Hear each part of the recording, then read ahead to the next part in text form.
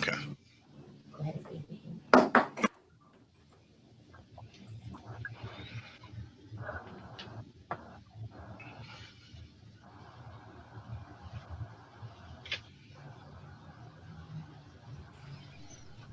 Hello, everyone. This is Miguel Quino, Spanish interpreter. I was also named as Sonia. I had to rename myself as Miguel, so I believe that's correct. Okay, thank you, Miguel. We see that. Thank you.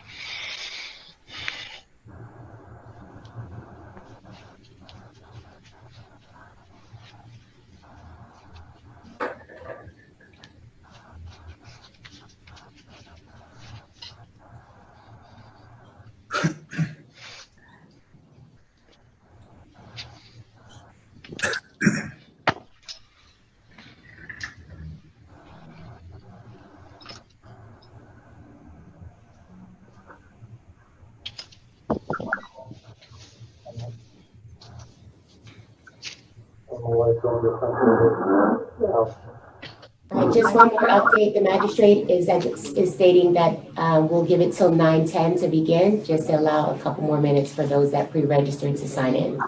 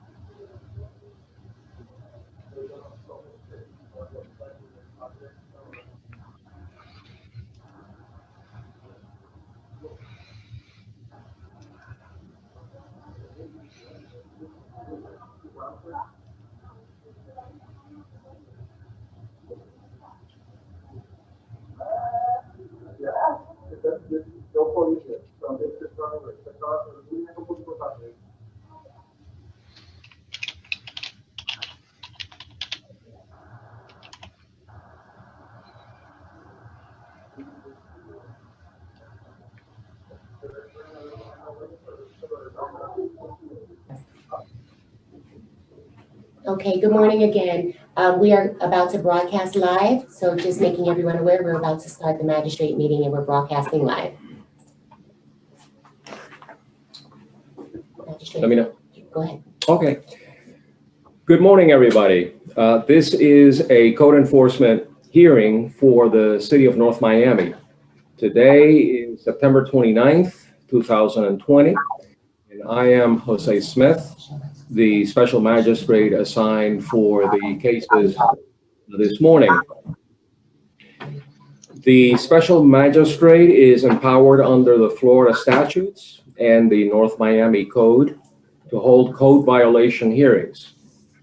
The purpose of this hearing is to determine if a code violation exists at the property and has been observed and cited by a code enforcement officer.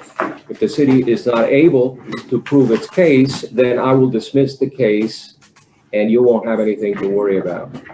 These proceedings are being recorded, so anyone speaking should do it in a loud manner so that we can hear exactly what you're saying. If English is not your primary language, then please let us know. We do have interpreters here at the city that will assist you during these proceedings. When your case is called, the property owner or the agent for the property owner and any witnesses that you may have should announce yourselves and your presence, and we will hear you.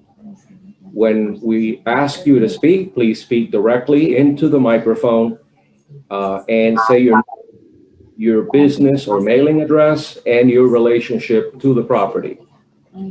If you are not the property owner or an attorney representing the property owner, then you must present to the city a notarized power of attorney or affidavit in order for your testimony to be taken on behalf of the property owner.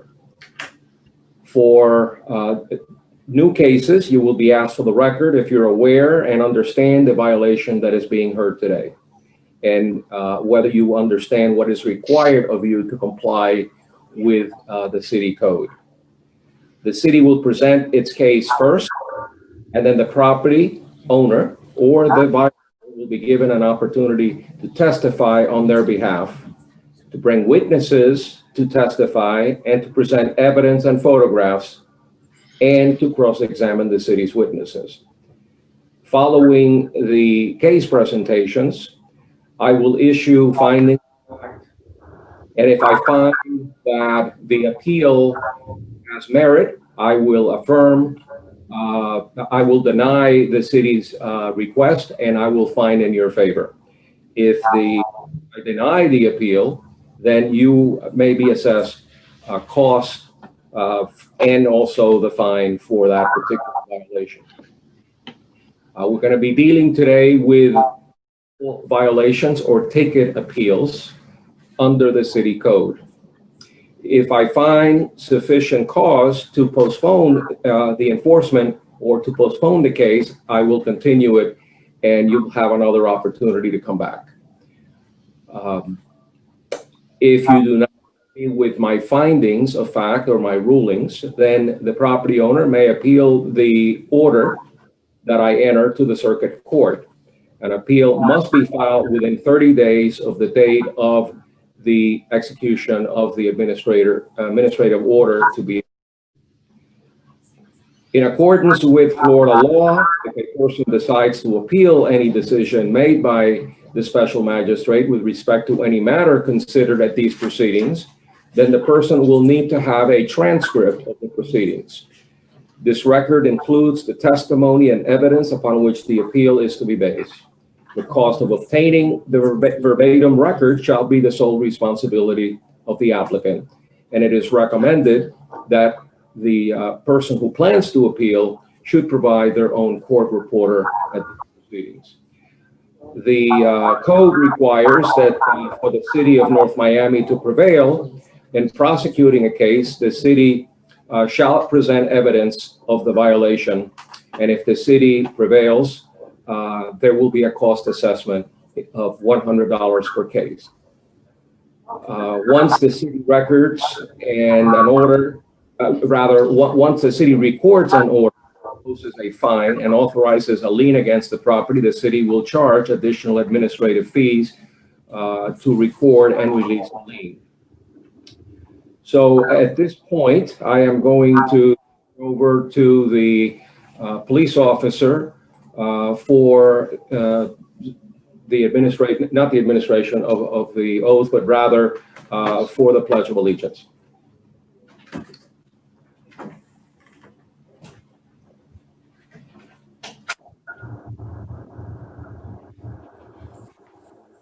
The flag.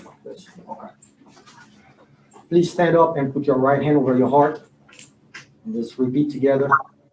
I pledge allegiance to the flag I pledge allegiance to the flag of the United States of America and to and to the republic for which it stands, one nation, under God, indivisible, with liberty and justice for all.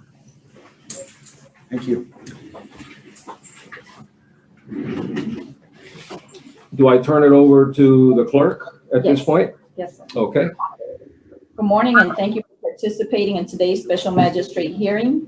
I will review the process by which today's hearing will be conducted.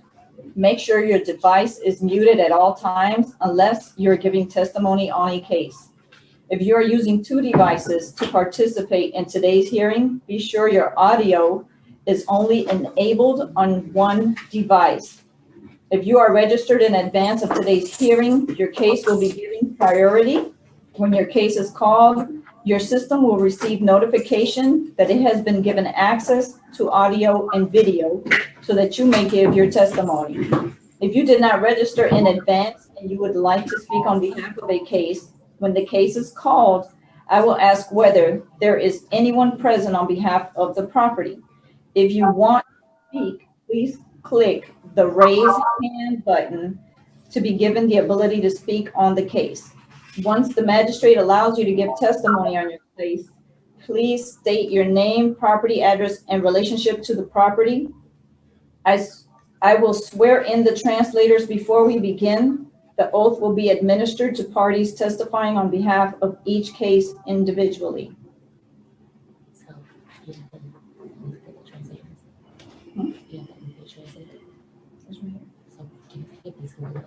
So this is the oath for the translators. So that you know that we're considering the translators. Translators, we're gonna go ahead and move forward with swearing you in first. Good morning. Would the translator please stand up and put your right hand up? Do you solemnly swear or affirm that the translation in which you are about to do these proceedings will be accurate and correct to the best of your knowledge, skill, and ability? Please say I do. I do. I do. Thank you. You may sit.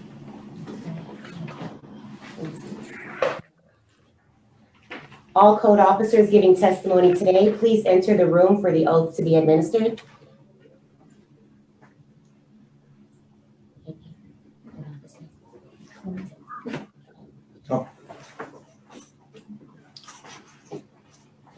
Let the record reflect that the three officers will be giving testimony before the special magistrate this morning are present and are before me at this point.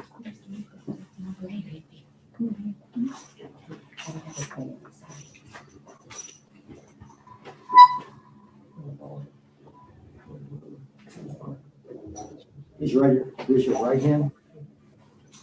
Do you solemnly swear or affirm the testimony you are about to give in these proceedings shall be the truth, the whole truth, and nothing but the truth? I do. So help you God. I Please do. say aye. I do.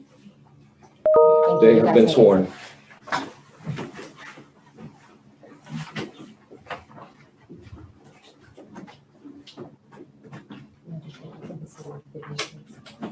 At this point, I will ask the city clerk to announce any additions, corrections, or deletions to the agenda this morning.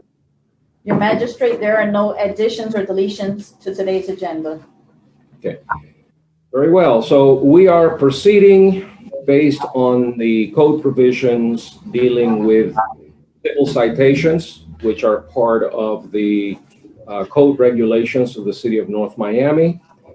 Please call the first case.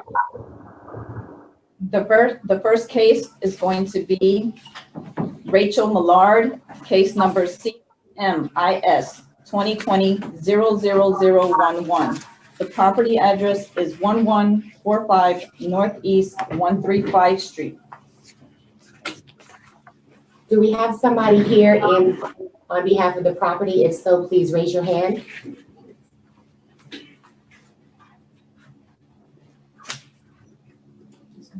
Nobody here? Yes, we do. We do have somebody? Rachel Millard. Okay. For the record, this is case number 4 in today's agenda.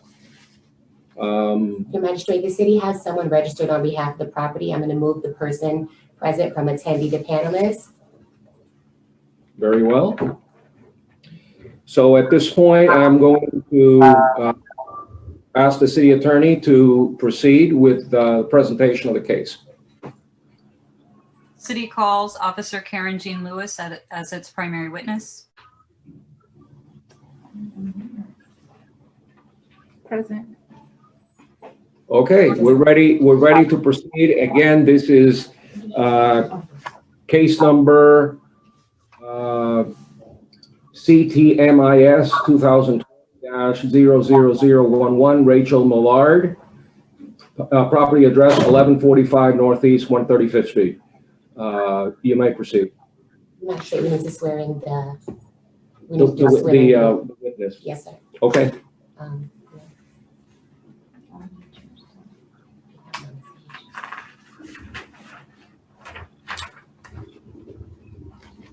Please raise your right hand. Mr. Millard, please raise your right hand.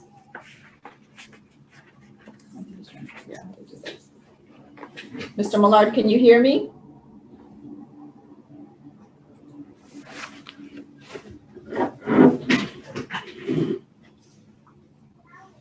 Can you hear me, Mr. Millard?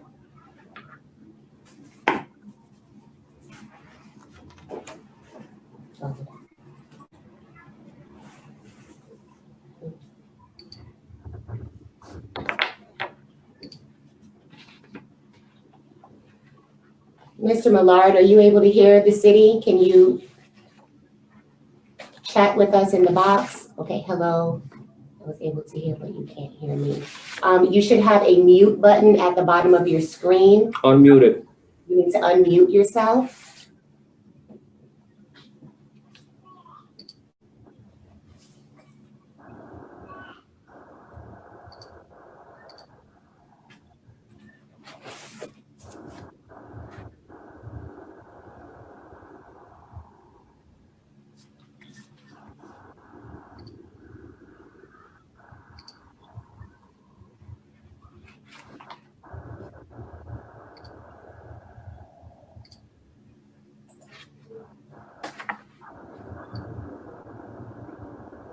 Mr. Millard, can you speak to see if we can hear you?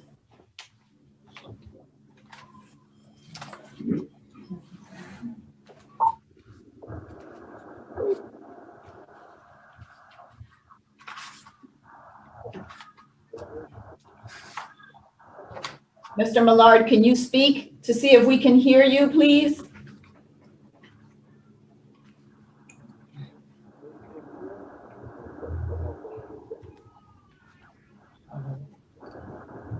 Is there a phone number he or she might use? Can you, do you have a telephone number that we can call you to give audio? And we'll leave the video on, but we can call you on a cell to give, so that you can give your testimony? Let me type in.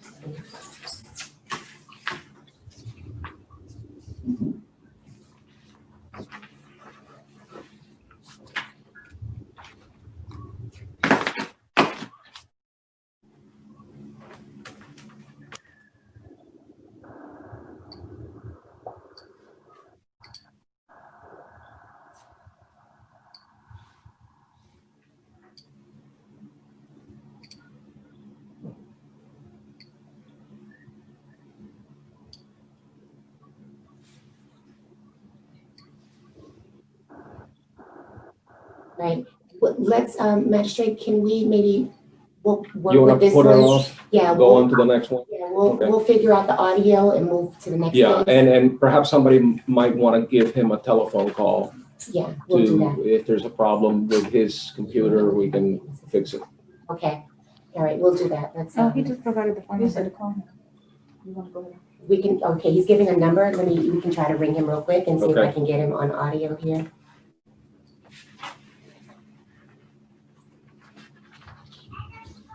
Okay, two there. 2201. No, he's the 305 number, 807-8501. Okay. 305 807. 807. He says he's not Mr.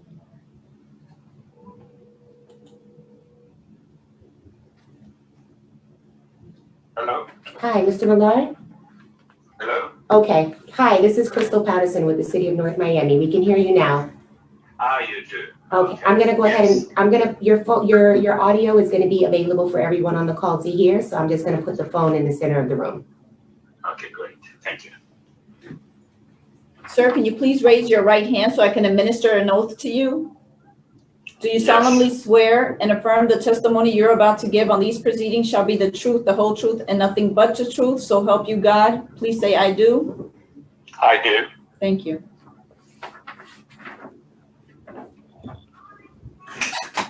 All right, sir, I'm Jose Smith. I'm the special magistrate. At this point, I'm going to ask, you are the property owner. Yes, I am. And are you the person that filed this administrative appeal? Yes. Okay, you understand the violation that has been issued against your property? Yes, I do understand. Okay, so at this point, I am going to ask Jennifer Warren, the Assistant City Attorney, to present the case on behalf of the city. Okay.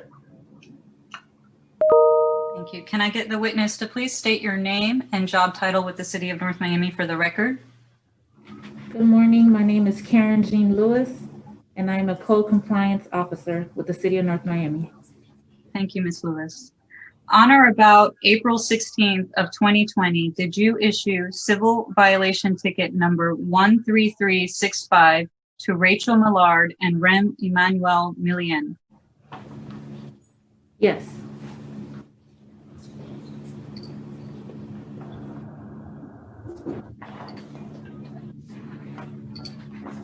Can you confirm that this is the ticket that you issued? Yes. Can you please explain what the nature of the violation is for which you issued this ticket? This ticket was issued for a short-term rental advertisement on tripadvisor.com. And how did you come upon this violation? The office clerk does research for short-term rental, and it was forwarded to me. I pulled up the link, saw that the property was being advertised, and then I issued the ticket. Did you have an opportunity to personally view the alleged advertisement? I took a look at the link, which is written on the ticket.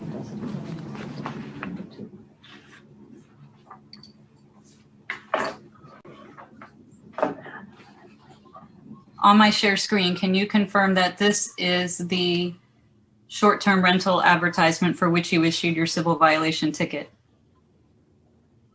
This looks like it, yes. And what does the advertisement consist of? It shows that there's an apartment available to be rented. The screen's a little blurry. I can't see exactly what it says from here, but that looks about like what I saw on the day that I issued the ticket. Does it advertise a specific time period for rental? From here, I cannot see if there's like a specific time period. I have a copy of it. Okay. Perhaps this may be able to help.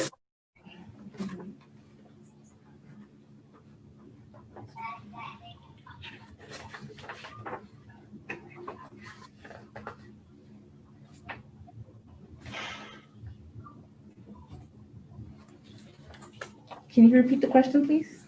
Does the advertisement indicate that the time period for rental is for a period of 3 months or longer? From this listing, I do not see that here.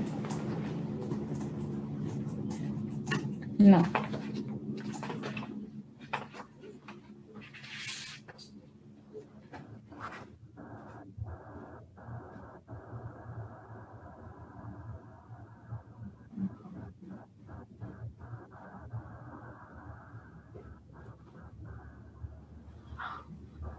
The advertisement indicate be available.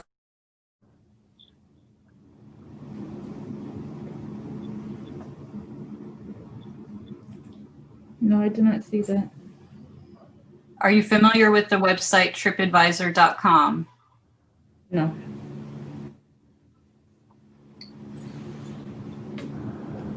Is this Can't the see type? that. I'm sorry? Getting the exhibit back to read it.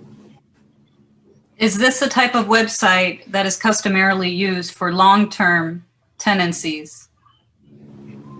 Not that I'm aware of. I don't know. Is it considered a violation of the city's code for a property owner to advertise their property for a rental period of shorter than 3 months? Yes. No further questions, Your Honor. Can you cite the provision of the city code that governs advertising for short-term rental? Either the attorney or the witness. It's on the citation notice.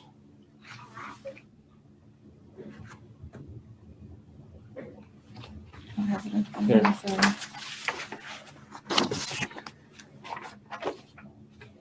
Chapter 29, Section 5-1610. It says that it shall be unlawful for the owner of a single-family dwelling, including townhouses located in a residential district, to rent or appears to be cut off. The rest is the. Okay, I may have given you the wrong section.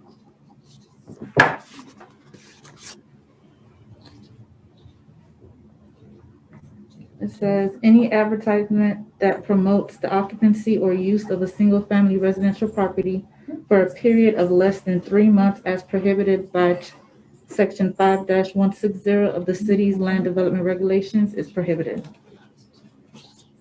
Okay. Any further questions of the code officer? Not from the city, Your Honor. Mr. Millard, Yes, any response? sure. My property is listed as 3 months or more. So what I believe is the clerk officer did not go through my listing.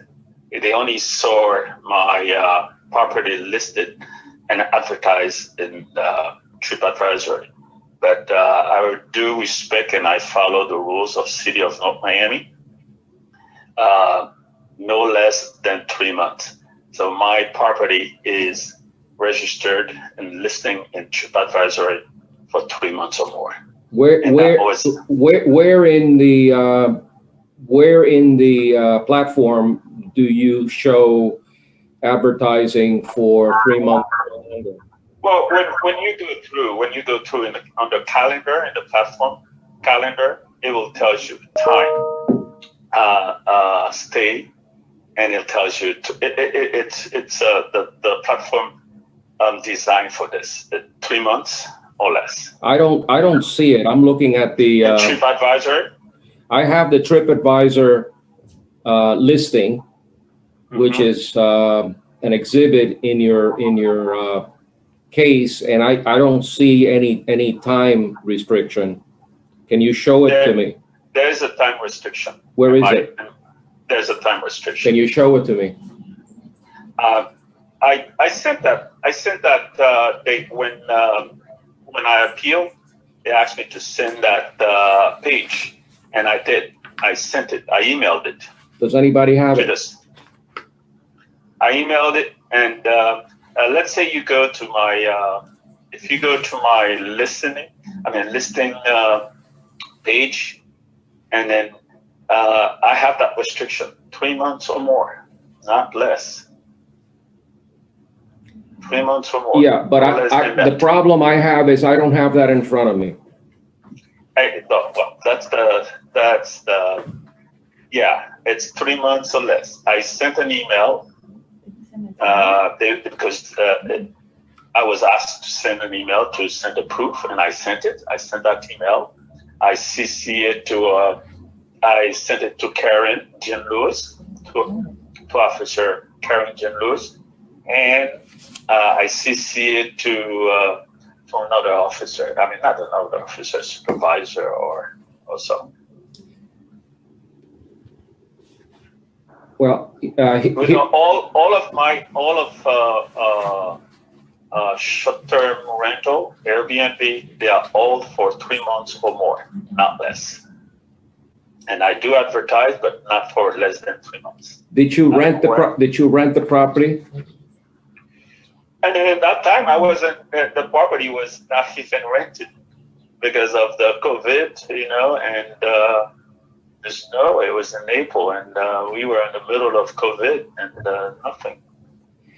Okay, any response from the city attorney? Request for the officer to provide any clarification as to whether you received any emails indicating that this property was being rented for a time period of 3 months or more. I don't have any recent emails from the property owner. I don't know if Not maybe it was not sent. recent. That was back in May. I sent that, and this was sent. All right, this is what I'm going to do with your case, Mr. Millard. We are going to continue this hearing pending your providing the city of North Miami with evidence that the listing was for more than 3 months.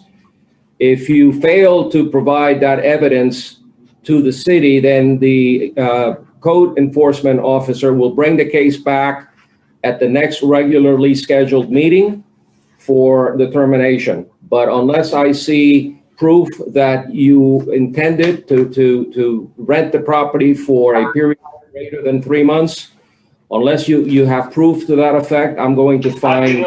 I'm sorry, I did not rent it. I advertised it. Okay, I understand. Good point. Good point. I understand. You need to provide proof that it was for a period of longer than 3 months. The same thing. If the city can see my property advertised on TripAdvisor, they can go through the link. They can. Point of clarification, Your Honor. Yes. The link, and then check to see my regulation, because otherwise I'm gonna go back and forth with you guys, and this is not the first time. Point of clarification, Your Honor. Sorry. Yes. It is just a little bit frustrating for me going back and forth with this. And if you want to give me a citation, I believe you should just go through all the way and see my calendar of everything. Go through, go to TripAdvisor, and then you'll find it. And this is a very simple thing. Yes. Let me hear from the city, sir. The same thing. Okay. Let's not repeat ourselves. Let me hear from the city attorney. The city is okay with the magistrate's ruling, with the caveat that any proof or evidence provided by Mr. Millard should be dated at a time period prior to the issuance of the civil violation ticket, because the city's burden is to prove that the violation did occur on the date and time that the ticket was issued. After the fact, remediation or changing of the advertisement would not disturb this ticket. Mr. Millard, do you understand what the city attorney just said?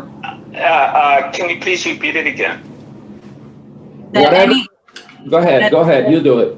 That any evidence that you were to provide should be dated and time-stamped prior to the date that the ticket was issued. meaning that if you updated your listing after you received the ticket, that would not be sufficient evidence to overturn this ticket. I can't go back to prior because it's an advertisement. It's there. I can't go back to prior. The city should have done this research and checked it, and it is. And then what else I can do? I can't do anything.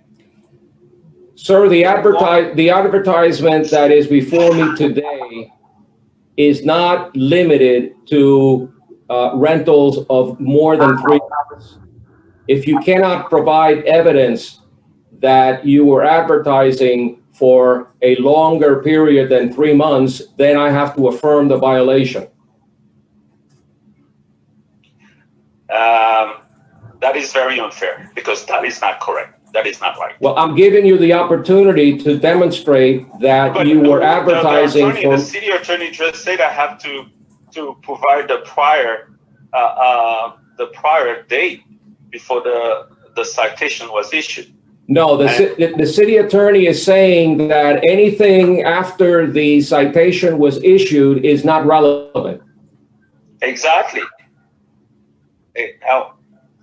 I won't be able to get this information. You will not be able to provide any evidence. If you look into my, I won't be able to because I never rented through TripAdvisor. TripAdvisor is not a very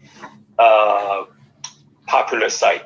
It was there just in case, but it's not. Sir, I'm giving you a final opportunity to demonstrate to me that your advertisement was for more than 4 months. If you're not able to demonstrate that to me, I'm going to have to affirm the violation. Okay, I'll demonstrate it. I'll send it to you. Okay, so we'll put this off another meeting, and then this was already done, and I'm gonna we sent this email. This email is there. Send it, but it must demonstrate that your advertisement at the time of the violation was for a 3-month period or longer. You understand that? So how much is that violation? $500? Yes, sir. Okay. If the city wants me to pay $500, I will pay because that is wrong, and I'm pretty sure it is wrong. Okay. Well, if the city is wrong, I'm giving you an opportunity to show me that the city is wrong. Are you going to avail yourself of that opportunity? And I'm going to resend the email. Yes. Okay. I will. So we will continue this case until the next calendar. Okay. Okay? Thank you, sir. Have a good day. Next case. The next case on the agenda is American Property Investment Group, LLC. Case number CTB PR 2020-00051, address 13506 Northeast 24th Place. If you are present, please raise your hand so that we know that you're here. If I have Leslie De Silva, I'm going to move you from an attendee into a panelist to speak on behalf of the property. Okay.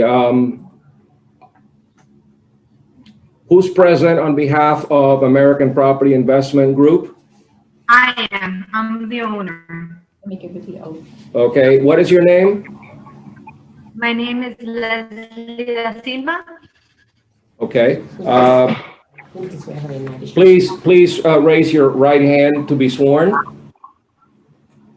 Do you swear and affirm the testimony you're about to give in these proceedings shall be the truth, the whole truth, and nothing but the truth, so help you God? Please say, I do. I do. I do. Thank you. Okay. Ms. Da Silva, there's someone with you that raised his hand.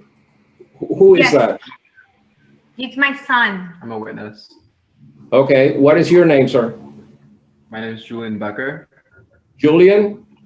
Yep. Okay. And your property address is what? 13506 Northeast 24th Place, North Miami. Okay. You received a notice of violation from the city of North Miami? Yes, sir. You've had a chance to see it? Did I see this violation? Yes, I did see the violation. Do you understand the charges against you? It's about a bathroom construction de baño. Okay, at this point, I'm going to turn it over to the Assistant City Attorney, Jennifer Warren, to present the city's case. Thank you. Can I have the witness please state your name and job title for the record? Leslie Da Silva, and No. I am in. Sorry? No, are we going to put on the code officer first? Correct. Okay. I'm asking the code officer to state her name and job title for the record. Okay, the city's going to go first, and then you're going to have an opportunity to present your case. Okay. Mr. Silva. Okay. Okay. Can I please have the witness state your name and job title for the record? Good morning. My name is Karen Jean Lewis, and I'm a code compliance officer for the city of North Miami. And Officer Jean Lewis, on or about July 9th of 2020, did you issue civil violation ticket number 13700 to Leslie Da Silva and Virginia Ricari?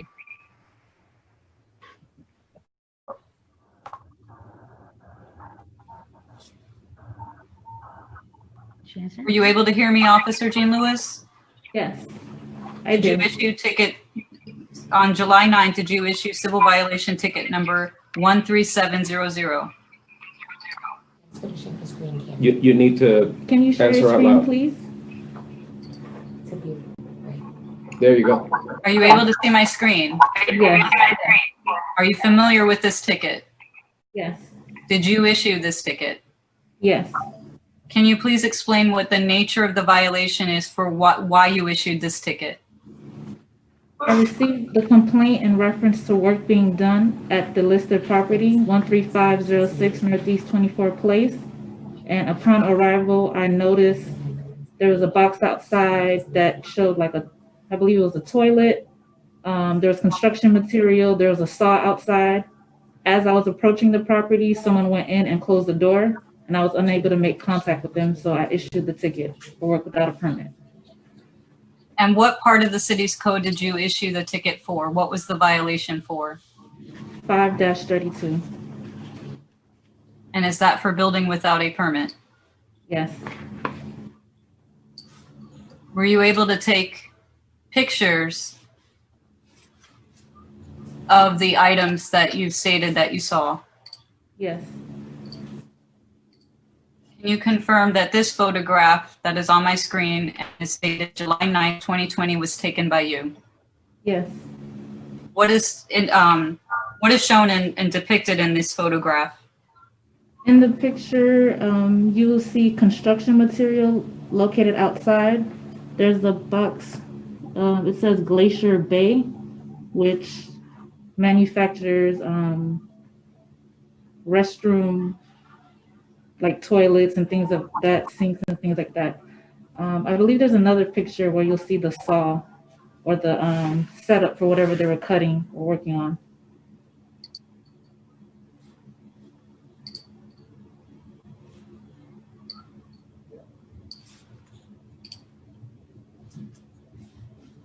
Is this the picture that you're referring to? Yes. Do you see any additional items to indicate what they were cutting, such as tile? I can't really see, but it's evident that something was being done at the property. And based off of the box that I saw, that's the reason why I wrote bathroom renovation, but I don't know exactly what was being done. Because as I stated before, as I approached the property, someone was outside, but they went inside and I was unable to make contact with them. And are bathroom renovations the type of work which would require a building permit under the city's code? Yes. And is it considered a violation of the city's code to start construction without obtaining a permit? Correct. Yes. Did you perform a search of the city's building records to see whether there was a permit on file for any type of work being completed at the property? Yes. Did you find any permits on file for any type of work? At that property, no. No further questions at this time, Your Honor. Ms. Da Silva, how do you respond? Okay. Well, I'm a first-time home buyer. I never knew that I have a townhouse, but it's not under an association. And I didn't realize that I had to even have a permit to replace tile, to be quite honest, you know? So this is more of not knowing. Also, when this happened, I mean, I had an inspection in my house. This house is very old. And the walls came rumbling down from nowhere. Little did I know that the way that they had reconstructed the appearance so they can sell it was just enough for me to buy the house.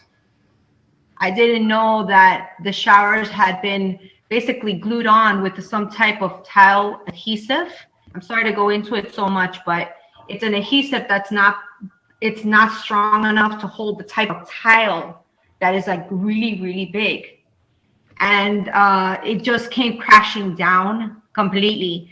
And as the days progressed, it got worse, and it kept on like coming down from not only my shower, but it kept on coming down onto the toilets.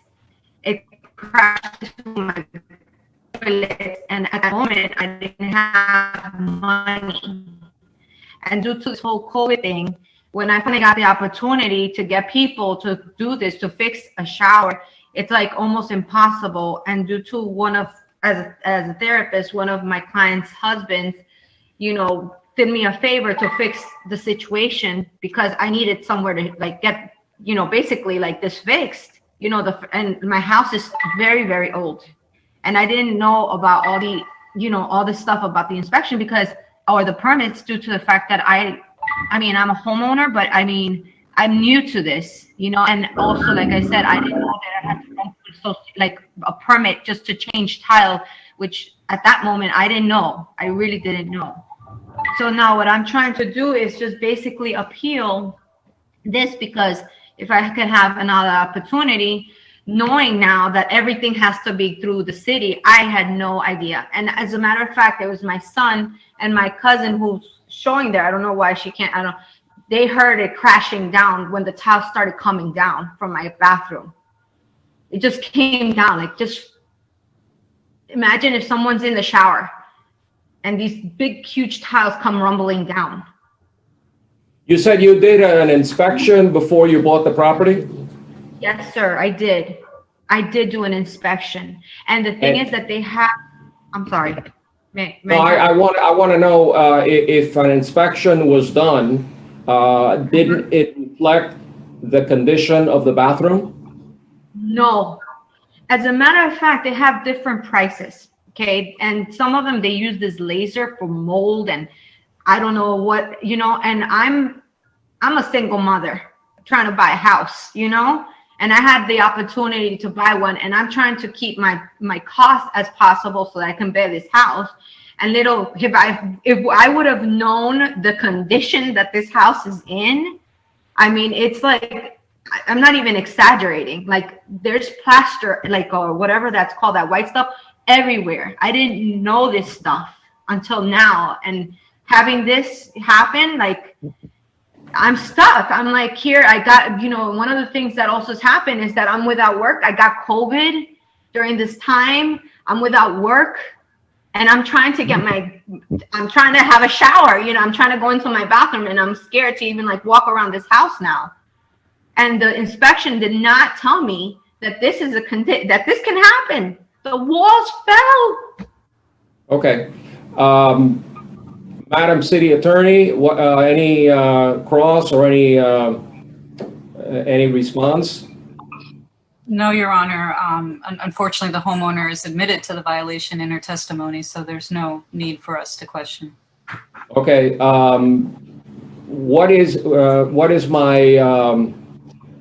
discretion insofar as the penalty? Is it all or nothing, or is there some leeway that we can exercise some discretion based on the condition of the house and the individual's financial situation? The city would ask for you to affirm the ticket based off of the evidence presented. However, it's within your discretion whether or not you want to waive costs or look at the face value of the ticket amount as far as giving any kind of leniency. All right, I am going to reduce the fine to $250 and waive cost. And ma'am, I encourage you strongly to get someone who is licensed and who is able to go in there and make whatever repairs are necessary. If it is not done, you could be cited once again, and next time I won't be that lenient. Thank you very much, very, very much. I have one quick question.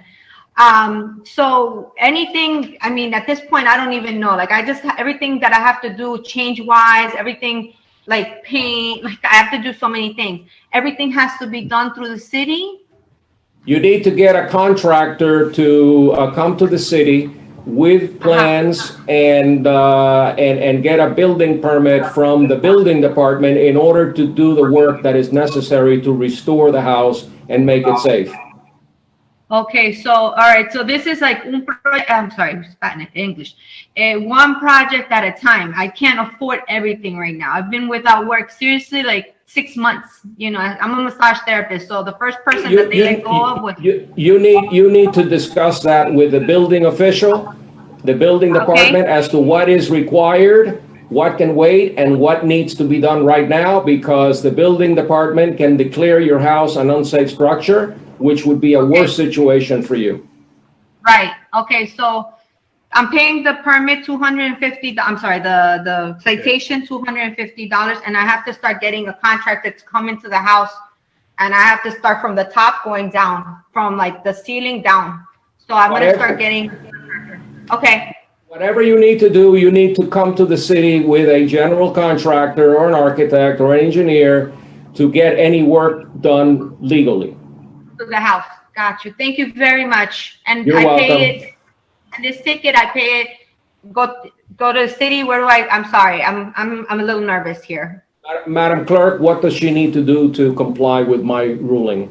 You would come to the Code Compliance Department. We're located at 811 Northeast 125 Street, and you can pay the ticket there. 200. Okay, thank you very much. Thank you very much, everyone. Okay, have a good day. Ciao, gracias. Bye. Bye. Next case. The next case on calendar is Pedro Mendoza. The case number is CTB 2020-00021. The address is 13470 Northeast 16th Avenue. If you are Mr. Mendoza, I have promoted you from an attendee to a panelist. So all you'll need to do is.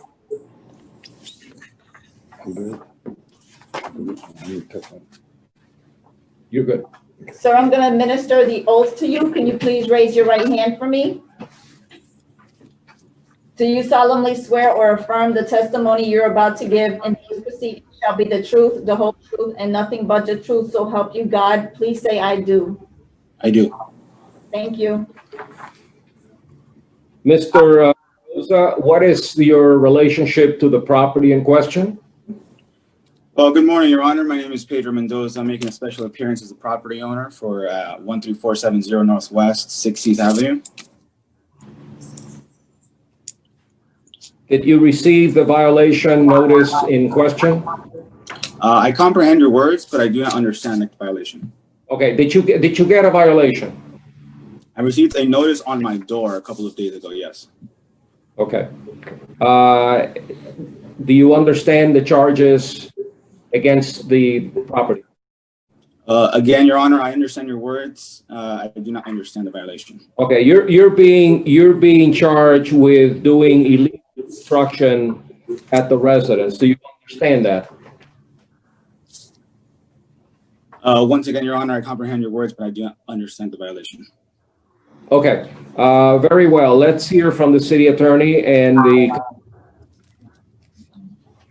I could get the witness to please state your name and job title for the record. Mr. Code Officer, Mr. Lee Clark. Clark, City of North Miami Code Compliance. And Officer Clark, I'm sharing my screen with you. On or about April 6th of 2020, did you issue ticket number 12174 to Pedro Mendoza?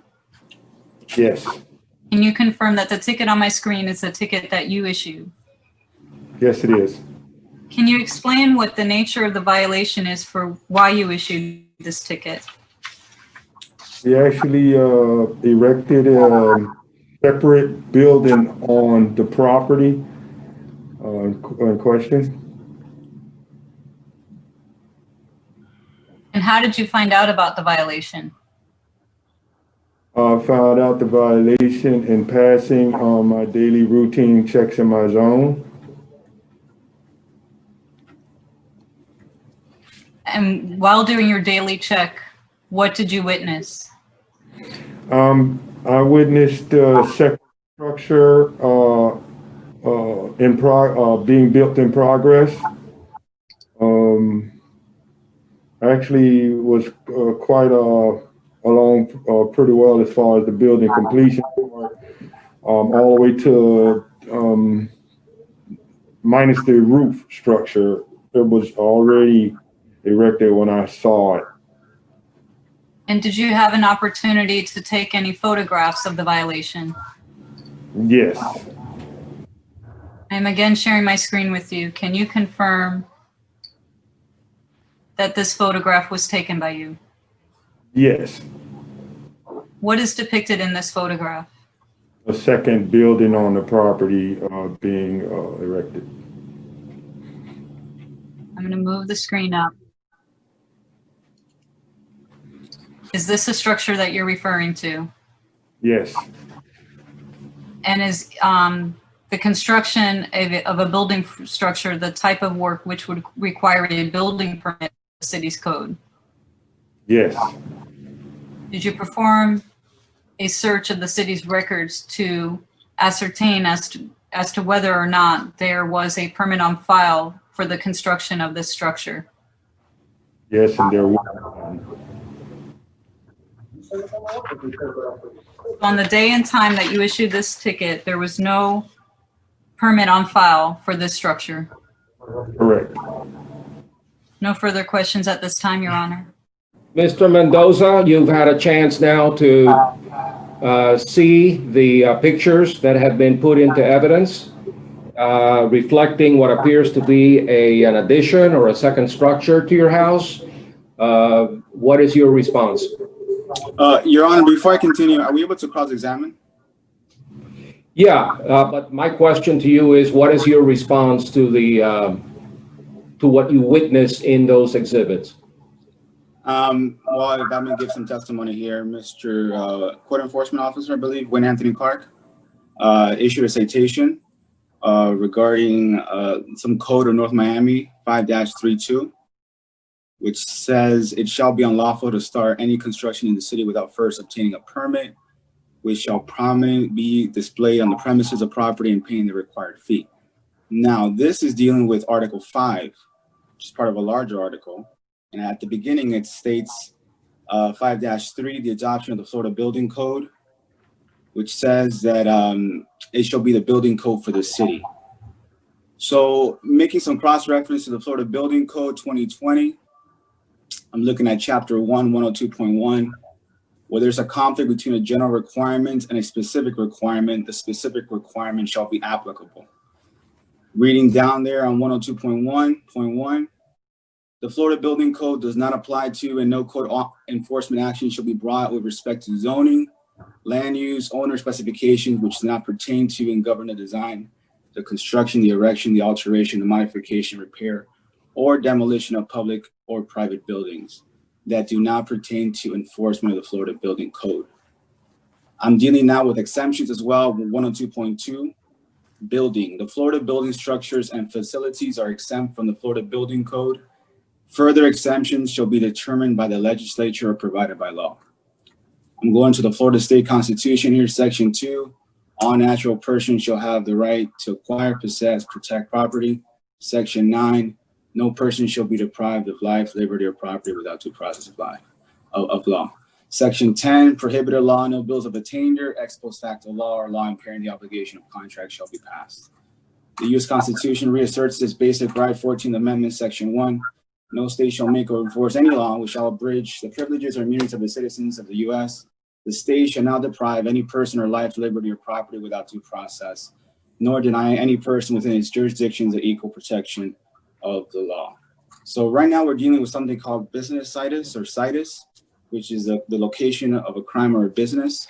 Mr. Wayne Anthony Clark is enforcing code, commercial code, into private property. And so I just recommend him that he reassesses his violation.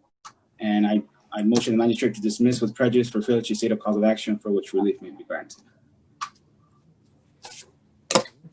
Sir, that's well understood. Just so that you understand the process, this is a code enforcement hearing. We're not here to consider constitutional issues or any other matter except the code of the city of North Miami. I have no authority to weigh in on any of the comments that you made. Those issues must be addressed in another forum. The issue before us right now is whether or not, in accordance with the code of the city of North Miami, you were engaged in doing construction work without a permit. That is the issue.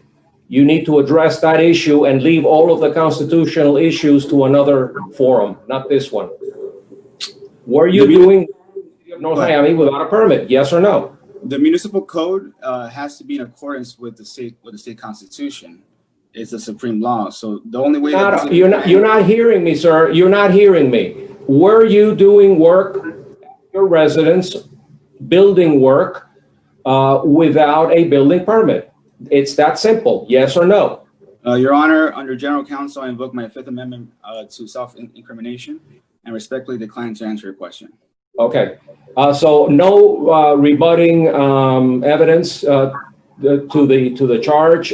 Madam City Attorney, what's your response? Your Honor, the evidence, the pictures and the photo array clearly show work being done without a permit, and you do have the testimony from the officer showing that there is no permit on file for the construction of the structure. So, Your Honor, the city would ask that you affirm the ticket with costs.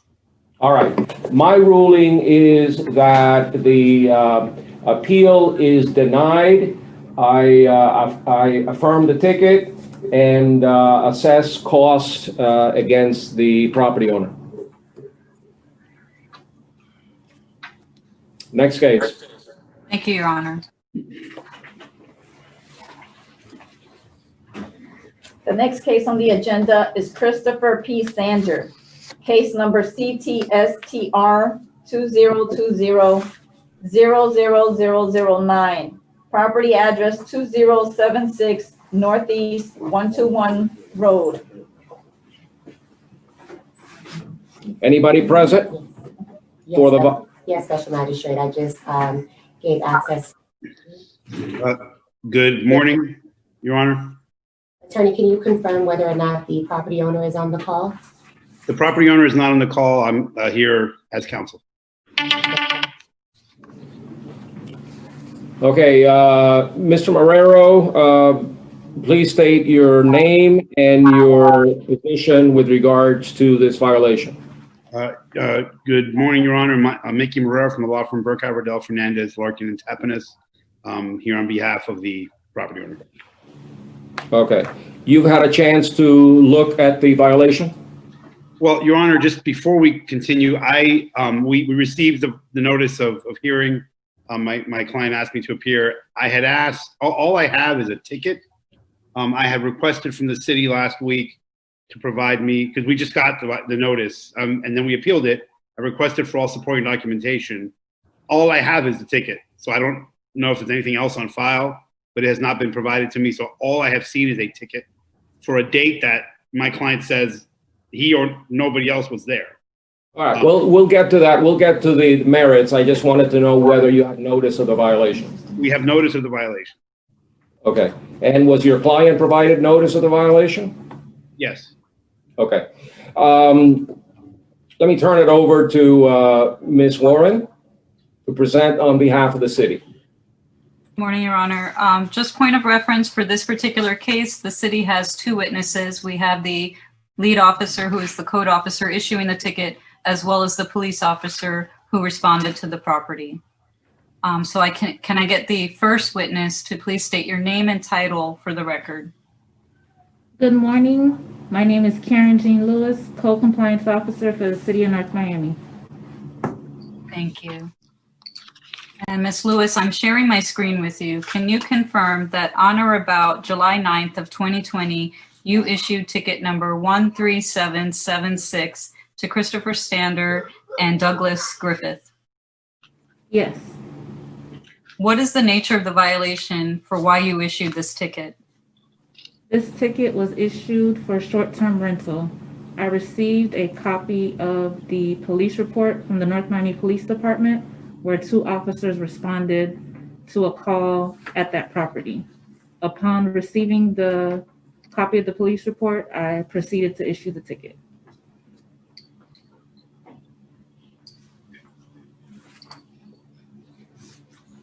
Your Honor, is there anything in the file other than this ticket?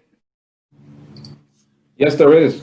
Because, Your Honor, I would move to at the very least continue. I requested last week from the city copies of all supporting documentation. All I was given was the ticket. So I didn't even, and my client told me that they were not, and to their understanding, nobody was at the property on this day. If there was something else, I would like an opportunity to review it and discuss with my client, but I was not provided this incident report or any other documentation other than the ticket. Your Honor, in that matter, we would rather proceed. And if it means that the incident report is not considered today, that is fine, because we do have the officer who was on scene at the date and time of the incident here to testify. So we don't necessarily need to rely on documentary evidence at this point. We have secured the officer, and the city has gone through considerable expense to take this officer off the road to come in and testify at this morning's proceedings. So the city would wish to proceed with the testimony of the officer if there's an objection to the incident report coming in as evidence. Your Honor, I appreciate that the city may have spent funds to get the person here, but I think it's patently unfair and a violation of due process if I request documentation in the file and it's not provided, and then we're proceeding with a hearing. I didn't know what the basis of the violation was. All I got was a ticket that said the word short-term rental violation. And how am I supposed to duly prepare for a hearing if there's items in the file that aren't provided? Mr. Marrero, I had a chance to log into the city's website last week and downloaded the agenda. Your case, your client's case is on there with links to all the different documents that are relevant to the citation. So if I was able to do that from my house last week, why were you not able to do the same? Frankly, Your Honor, I was unaware that that was online. Again, it wasn't that the city did not respond to me. They responded with the ticket. I said, please provide me with also, and I can read you the email. If they could have easily said, it's on the website, here's a link. They could have provided me the information, but they chose not to do either. I did not know it was online. Frankly, I would have loved to have gotten it. I'm happy to continue to the next date, but I just feel this is unfair. I'm gonna allow the city to proceed. So, counsel for the city, why don't you put on your witnesses, and then I'm gonna hear from Mr. Marrero and his defense, and we'll take it from there. Thank you, Your Honor. Officer Jean Lewis, is this the incident report that you were referring to in your testimony? Yes. How did you become aware of this incident report? The incident report was sent over by the records supervisor from the North Miami Police Department. And what is police incident report number 2020-000-30136? What does the narrative indicate? It indicates that on July 7th, 2020, Officer Hippolyte and Officer Merja responded to the property, 2076 Northeast 121 Road, Can you repeat the date? July 7th, 2020. Okay. They responded to the property in reference to a complaint about guests at the listed address, which is 2076 Northeast 121 Road. Upon making contact at the property, they made contact with a Joel Dillon, who advised that he rented the property for his birthday from July the 5th until July the 8th. And Mr. Dillon advised that he rented the property via third party and paid approximately $3,500. And is it considered a violation of the city's code to rent a property for a time period of shorter than 3 months?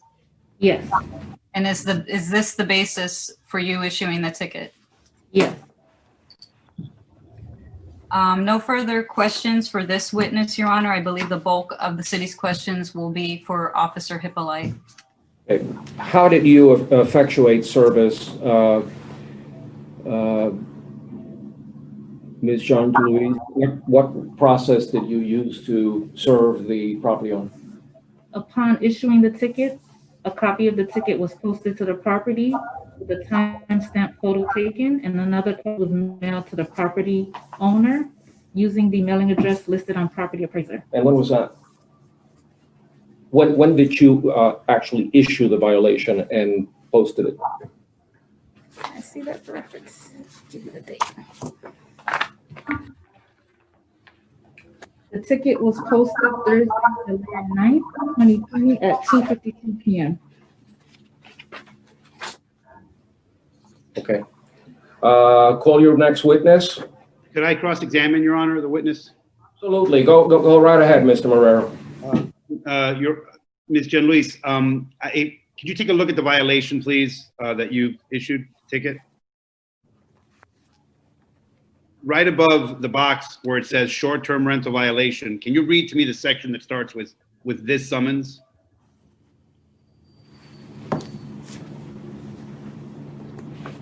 It says this summons you to answer the complaint on 7/9/20 at 2:48 p.m. You committed a violation of the City of North Miami Code Section Chapter 29 5-1610. Right. And didn't you just testify that the violation is alleged to have been committed on a different date? Yes, upon receiving the copy of the police report, which is dated 7/7/20, I received it on the 9th. I responded the same day and issued the ticket. So that's the reason why it has the date July 9th, 2020, when I responded to the property and issued it. And I also included a copy of the report when I mailed it out to the owner. So no violation, in fact, occurred on July 9th, 2020 at 2:48 p.m.? The issuance of the ticket is what occurred on July 9th, 2020 at 2:48 p.m. Right. And again, For the issuance violation. The issuance of the ticket, there's a date for that, and that goes in the bottom right where you sign your name and say the date the ticket was issued. However, the box that had you read, that's supposed to be when the violation occurred. Sometimes tickets are issued days after the actual occurrence of the violation, but what this ticket says is this summons you to answer that on July 9th, 2020 at 2:48 p.m., you committed a violation of the ordinance. That is supposed to be the time of the violation.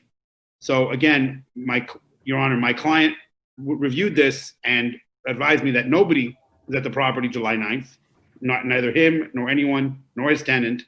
He has a tenant, and if I could have spoken to that tenant to see if there was any activity or anybody there on another date, but I asked him about this particular date. And it says the violation was committed on July 9th, 2020, and there's been no testimony that any violation occurred on July 9th, 2020. So that would be the end of my questioning for this witness. Okay. Next witness. Next witness the city will call is Officer Hippolyte. Is the witness sworn? Do you solemnly swear or affirm the testimony you're about to give in these proceedings shall be the truth, the whole truth, and nothing but the truth? So help you God. Please say I do. I do. Thank you.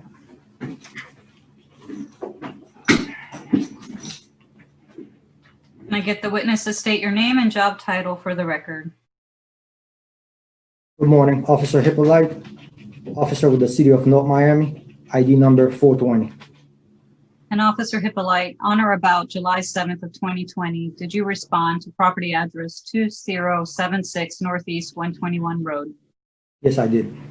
What did you find upon arrival?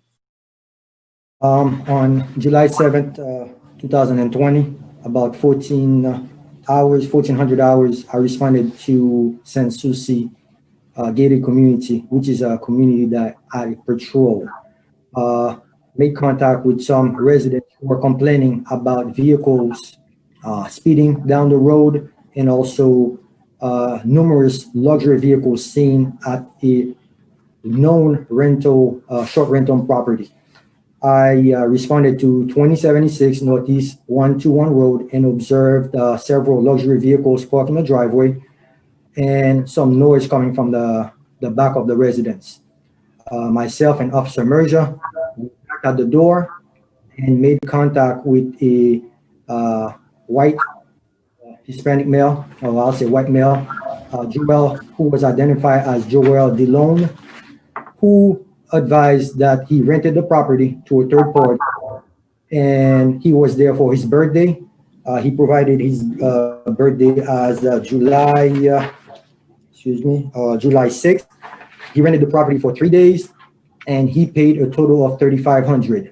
Mr. DeLone was also with 6 of his friends along with their girlfriends. So there were a total of 14 people inside of the house, male and female. So I explained to him the reason of us being there, not only for the noise ordinance. Neighbors were complaining about vehicles speeding, about vehicles in the driveway, but most importantly, about the house being occupied by a group of people while they know that they are not supposed to be there because of short-term rental. Mr. Joel advised that he rented to a third party. He told me how much he paid and advised that he was only there for 3 days. It was all documented and also was taken. My body-worn camera was activated, so all this was captivated on the body-worn camera. So your interaction with Mr. Dillon, where he makes the statements that he rented the property for 3 days for the amount of $3,500, was captured on your body-worn camera? Yes, ma'am. On mine and Officer Merja's. Your Honor, at this time, the city would request that Your Honor view the body-worn camera footage if it's available and, able to be shared. Is it available? Yes, it is. All right, play it.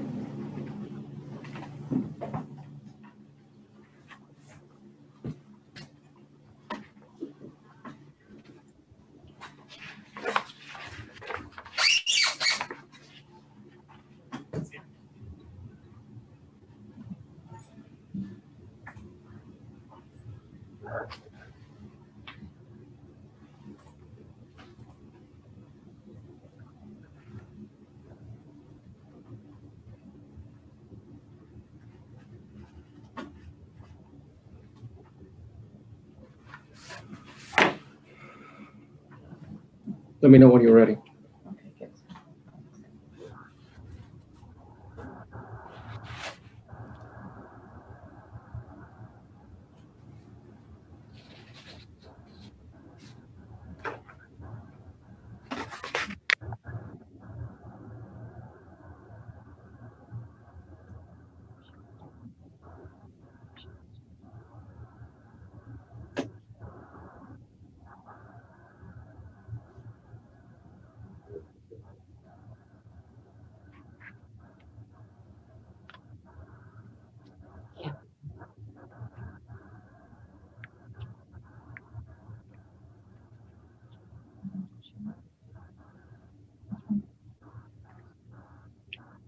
While we're waiting on the body cam video, officer, did you note the address of the individual that you spoke with?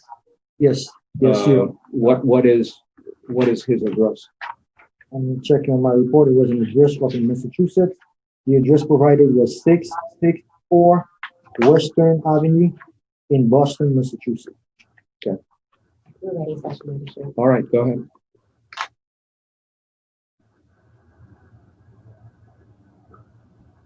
You can explain, officer, as we go through the video. This is my body worn camera. That was one of the gentlemen who had just pulled up. As you can see, some Lamborghinis, and I wrote, I'm verifying my report, some Bentleys and one Nissan. This is myself and Officer Merja walking up to the property. We made contact with this gentleman, explained him the reason we were here, about all those complaints that we had received.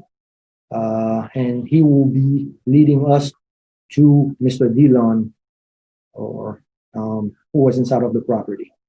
So we are talking to him, interacting with him, and explaining him the reason that we were on the scene. We're just trying to unmute Magistrate. Is there more? His audio. Yes. He will be leading us to the front door.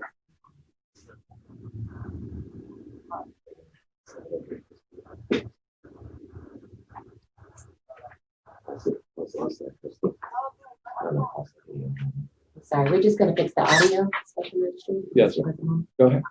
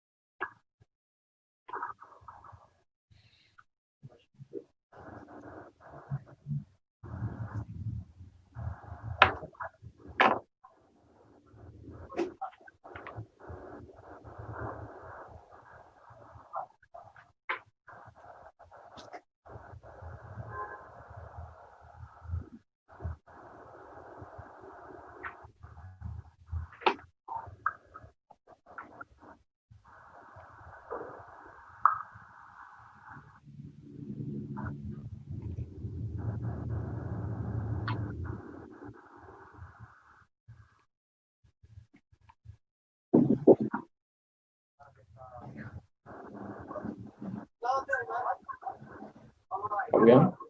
No.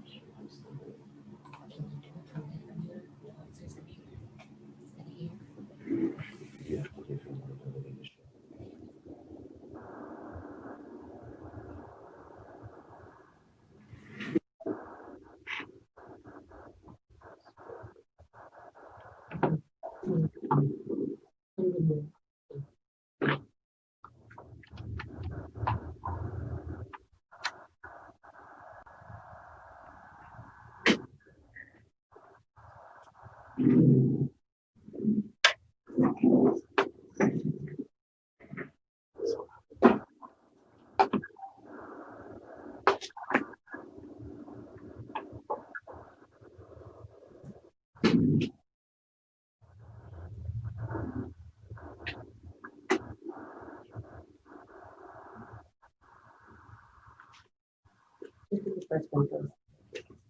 Yeah.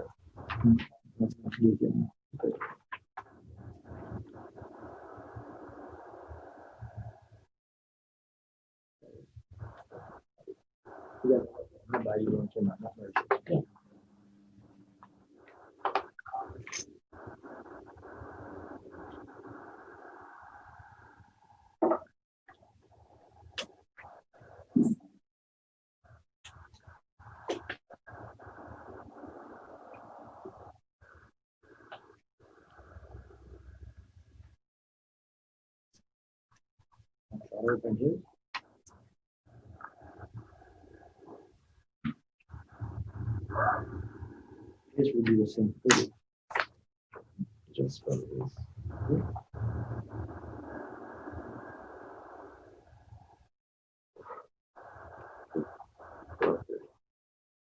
Can play here.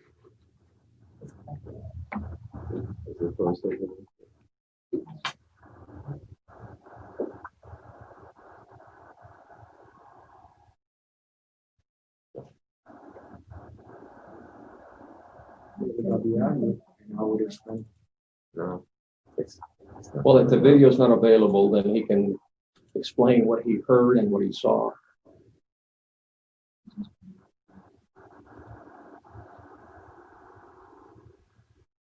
Your Honor, if I may, I believe the officers explained it. I think the video is just going to, further show what he's already explained. That's not going to be my argument. Has very little to do with what he's testified. I'm happy to wait, but I don't want to keep you. All right, let's wait another minute and then we'll proceed. I'm not gonna keep the city attorney from showing me video that she believes is relevant to her case.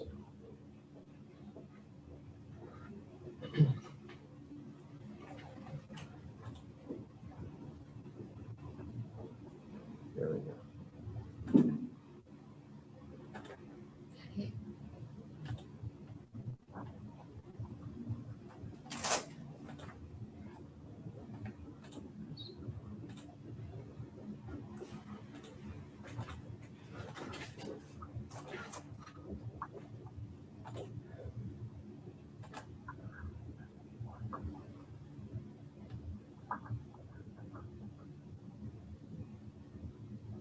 All right. Go ahead. Okay.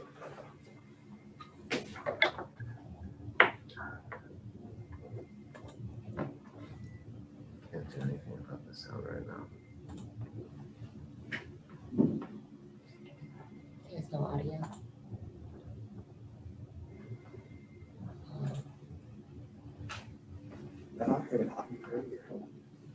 He's turning it on because we had it on the computer. Oh. We don't hear anything, so.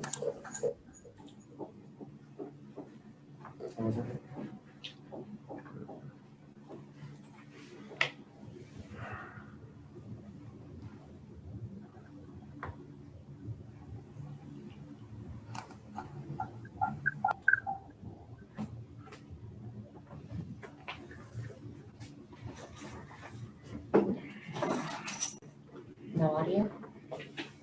No, I don't want to spend the whole time trying to troubleshoot it. Okay, so there's no audio. No, Magistrate, there's no. All right, let's proceed with whatever we have with video, and then let's officer, if you could just tell us what happened later. Our 8.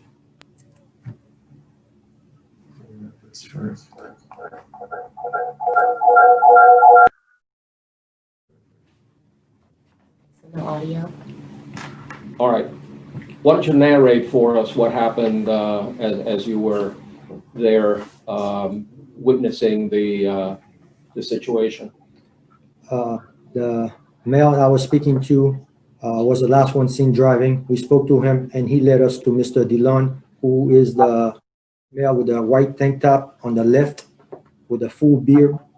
I spoke to him, explained to him the reason I was here, and obviously received several calls by the neighbors about vehicles driving, racing up and down the street. This is a residential area, and also about the loud noise coming from the back, especially during evening hours. There is a canal in the back where obviously sound travels, so houses even outside of the community complaining about loud music.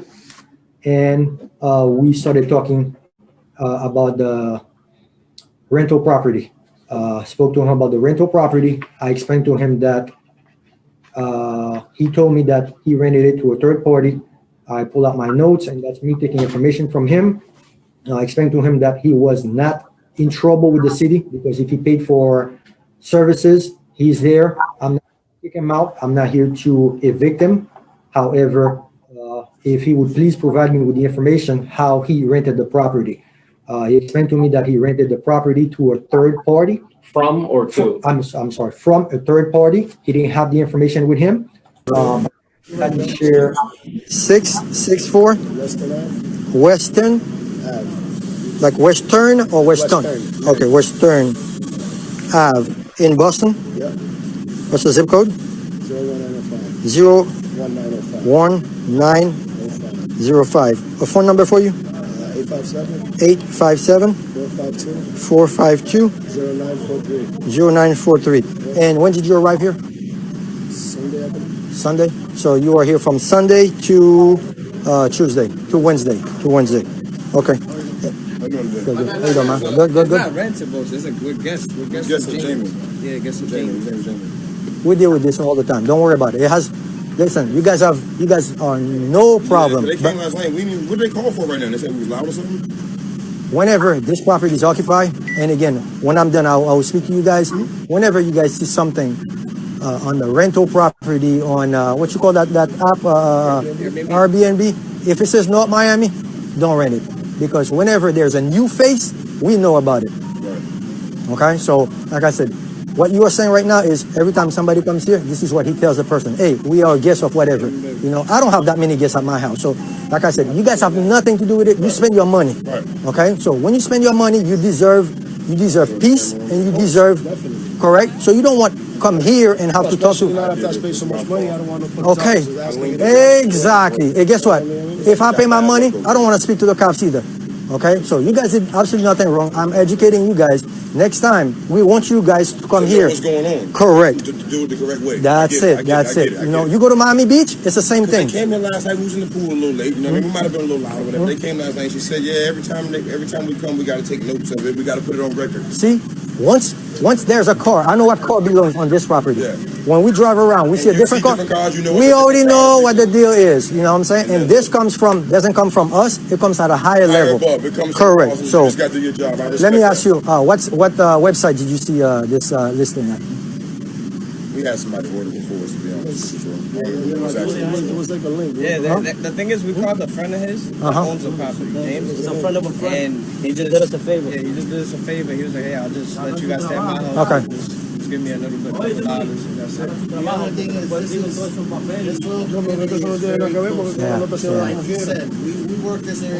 Yeah, when something different going on, y'all know. We it's don't, routine. man. When something's off routine, it's That's it, man. That's it. I understand. And every time I come here, go ahead, Sean. They bypass us. They don't even call the station. They go directly to here, and obviously everything trickles down. Yeah, it trickles down on you guys. Y'all got to do your job. It's well respected.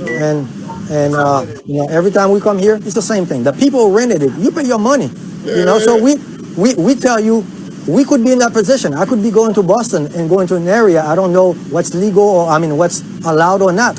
And there will be somebody who lives in the city coming, hey, listen, by the way, but in no shape, way or form, we come here to tell you that, hey, listen, you guys got to leave now. You guys pay your money, Let me ask you, from Sunday to Wednesday, you know how much about you guys pay for this? They come from a woman that she got to deal with every single girl. Portions and shit like that. So Everybody pay portions. Okay, so, but Everybody you don't pay know what the portions. grand They broke it total? down. Yeah, I don't know what I just know what I pay. How many of you guys? About. It's couples. It's all of us with all of our girlfriends. So it's So 1, 2, 3, 4, 5. 5, 6, 7. It's 7. It's So 7 there are of us, about it's 14 of you guys? It's 7 rooms and then it's 7 of us, 7 girls. Yeah. Okay, and then how much? One per person. How much you pay about? 250 per person? Okay. Per person, right? Yep. Yo, when we gonna do my music video? All right, no problem. So, Let's get ready.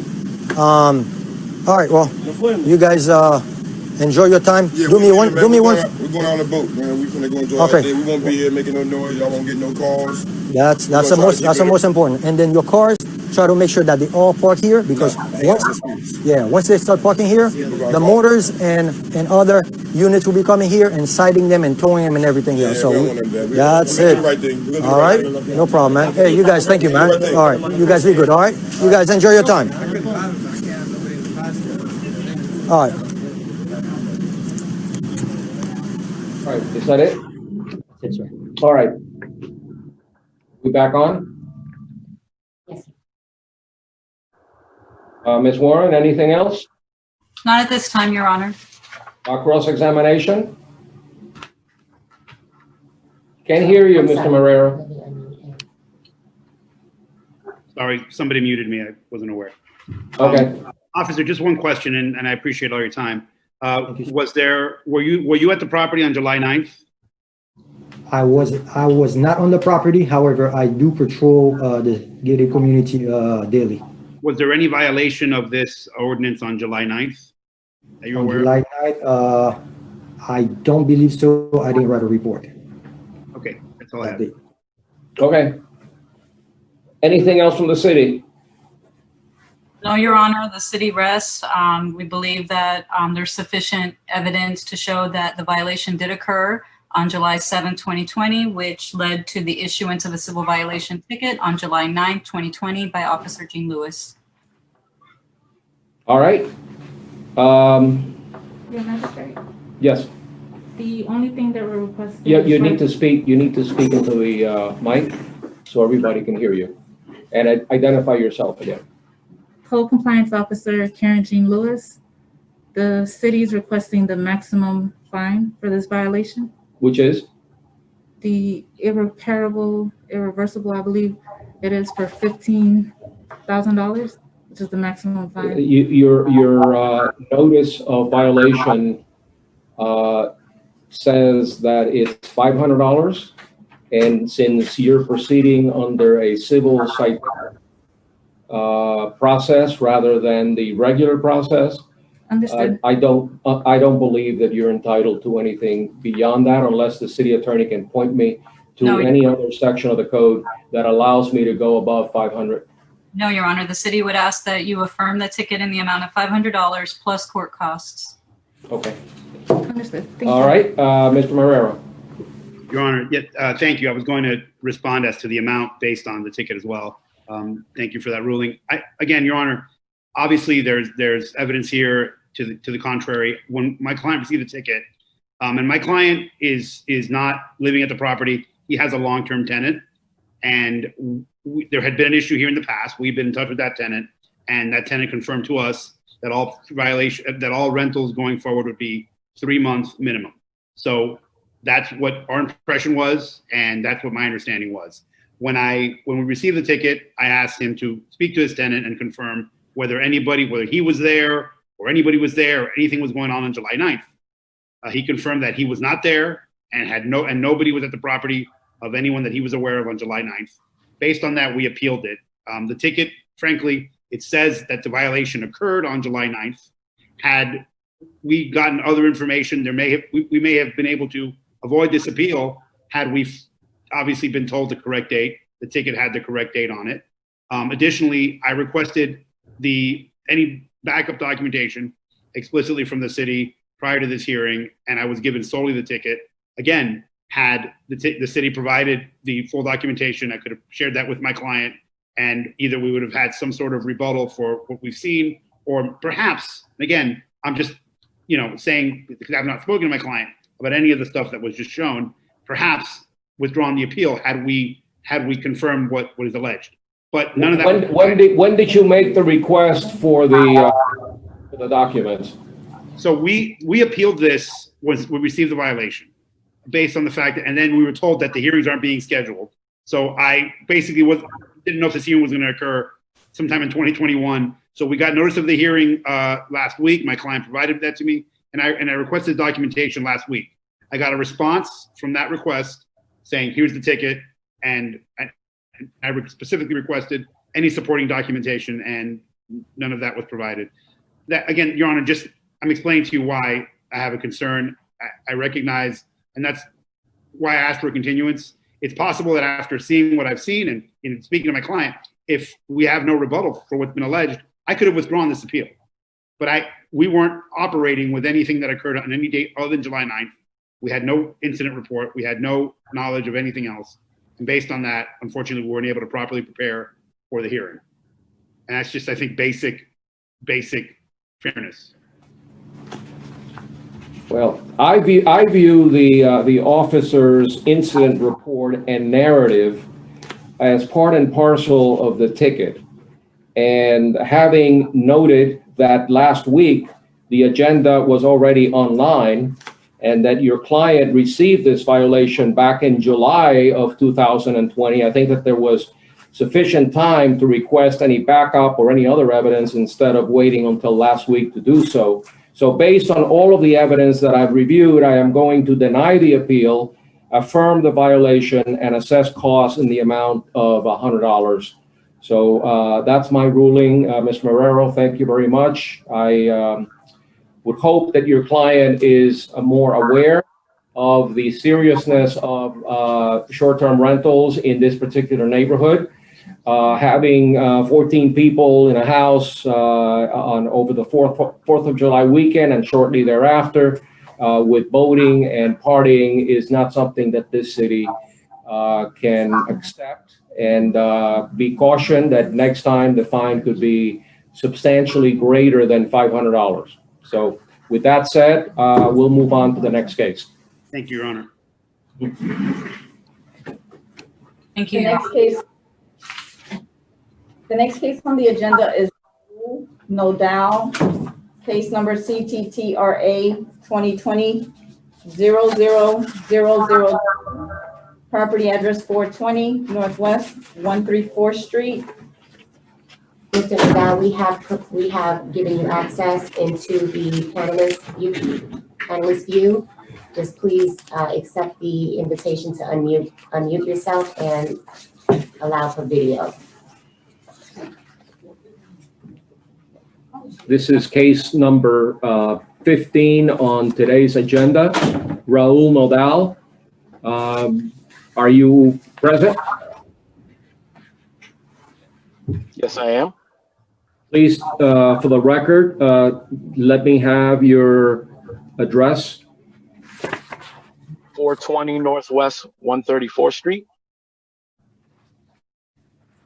You need to swear in the Okay. Please be sworn. Please raise your right hand. Do you solemnly swear and affirm the testimony you're about to give in these proceedings shall be the truth, the whole truth, and nothing but the truth, so help you God? Please say, I do. I do. Thank you. Again, tell us your address. 420 Northwest 134th Street. Did you receive a copy of the violation? I did. Okay, you had a chance to see it? I did. Do you contest the violation? I do not, Your Honor. You deny the violation. That's why you appealed. All right, in that case, let me hear from the city. I could get my witness to please state your name and job title for the record. Erin Barber, City of North Miami Code Compliance Officer. And Officer Barber, I am sharing my screen with you. Can you confirm that on or about February 27th of 2020, you issued civil violation ticket number 13331 to Maria Elena Nodal, Raul Nodal, and Amelia Nodal Valance? Yes, this is my citation. And this is the ticket that you issued? Yes, it is. And what is the nature of the violation for why you issued this ticket? The ticket was issued for failure to obtain a permit to remove an oak tree that was on the property. And how did you find out about the violation? I was doing a sweep of the area for the sanitation route, and there was a large pile of oak tree cuttings. And I was able to see that there was a tree that had been cut from the side towards the rear side of the house, visible from the street. And were you able to take any photographic evidence of the violation? Yes, I was. And can you confirm that the photos that I am currently showing on my screen are the photos that were taken by you? Yes, those are my photos. And these photo rays dated February 27th of 2020, correct, Officer Barber? Yes. What is being depicted in these photographs? Initially, I took images of the oversized pile with all the oak tree cuttings, the trunk portions, and basically what was left on the side of the road for pickup. And then I was able to secure photos of the actual tree itself. And are oak trees considered the type of tree that are protected under the city's tree ordinances? Yes, they are.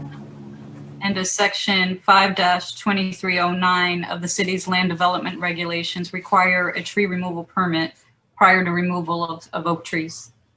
Yes, it does. Chapter 29, yes. Section 5-2309, yes. And did you perform a search of the city's records to verify whether a tree removal permit had been filed with the city? Yes, I did. I checked and I saw no evidence that a permit had been obtained. So on the date of the ticket, February 27, 2020, there was no tree removal permit on file for the property address of 420 Northwest 134th Street. Correct. No further evidence no further questions at this time, Your Honor. Counsel, let me ask you a question. I'm looking at section 5-2309. It deals with tree abuse. It also calls for, in paragraph 8, removal of a tree without a permit is illegal. Where is there any mention of oak trees being considered prohibited, or any tree? What is your interpretation of the section that I cited? So if you look at section 5, Tree, or is it? I'm sorry? Is it any tree, or does it have to be a particular type of tree? Under this particular section of the code, it is any type of tree. However, the city is aware that Miami-Dade County, under its code, has certain exemptions for non-native species. So that's why I made a reference to it being whether it was an oak tree, which is protected and therefore not exempt under Miami-Dade County's code. Okay, so your position is that the tree cuttings here that the code officer viewed and issued the ticket on, these are not protected. These are protected trees. They're not exempt from cutting. Correct, Your Honor. Okay, I'm not sure that I phrased it correctly, but they're protected trees, and they're trees that are not protected. The trees in this particular situation are trees that are protected under the county code. Correct, Your Honor. And had a tree removal permit been filed with the city, the homeowner would have been aware of the type of species of tree and that it could not be removed, or that if it was removed, what the mitigation would be for that.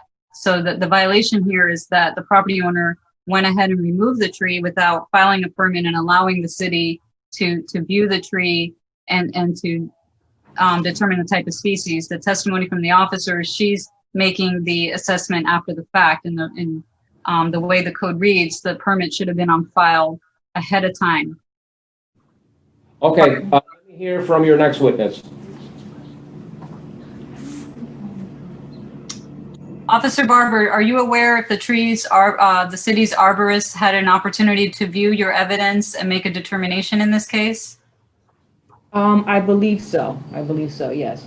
Okay, so the city will call the arborist as its next witness. I believe her name Proceed. is Allison Walker.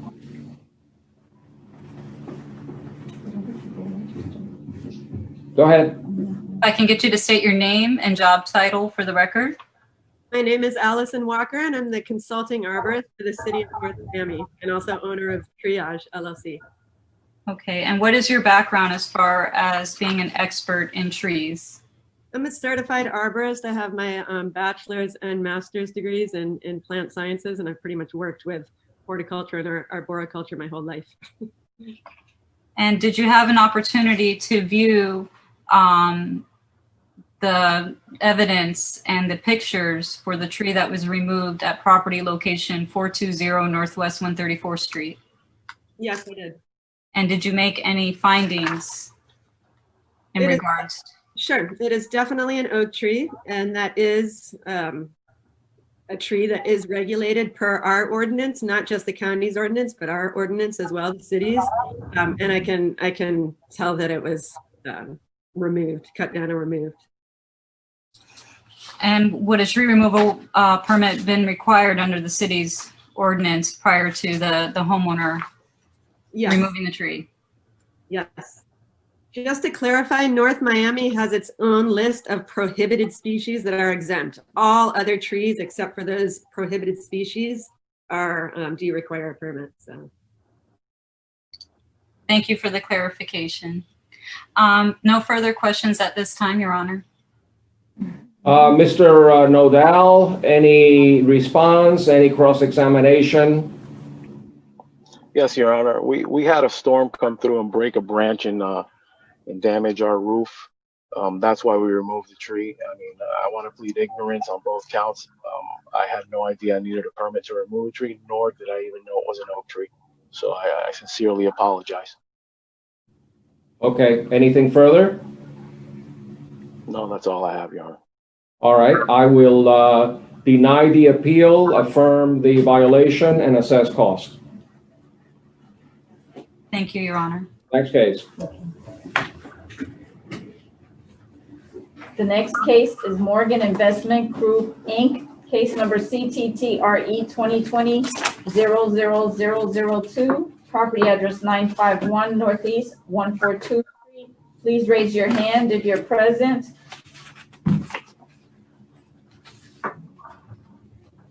Okay, Marta, you are being promoted to a panelist. Please accept your video and audio. What's the number on the case? I have a different agenda from you. Okay. It's Raul Nodal. No, that we just heard. Oh, We heard that. Morgan Investment Group, I'm sorry. Okay. Please come in. Marta,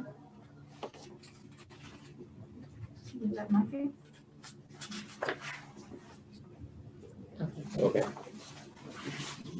All right, I have that as the number 12 case on my agenda packet.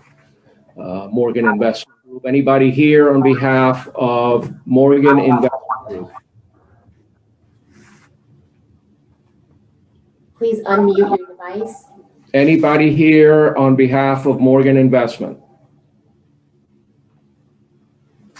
Good morning, Your Honor. Yes, state your name for the record. My name is Kelsey Hernandez. I am here to assist. She's my mother-in-law, Marta Quintanilla, and they bought the property. Your name again? Kelsey Hernandez.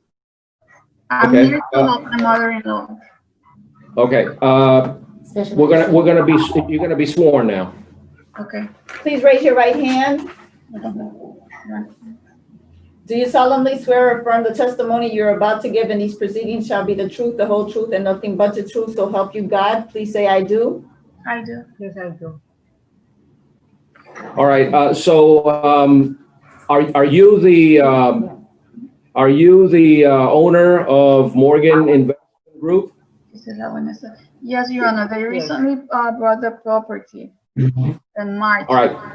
So what is your mother's position with regard to the company? No, she's the owner. She bought the property. It's just that Okay, the but- documents came under the investment group. I guess they hadn't been updated. I'm sorry, I didn't hear you.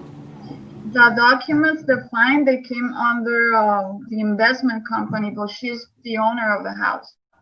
So the fine was on April the 2nd, and she bought the property on March 29th, just a few days before. That's why I guess it's under someone else's name. Okay.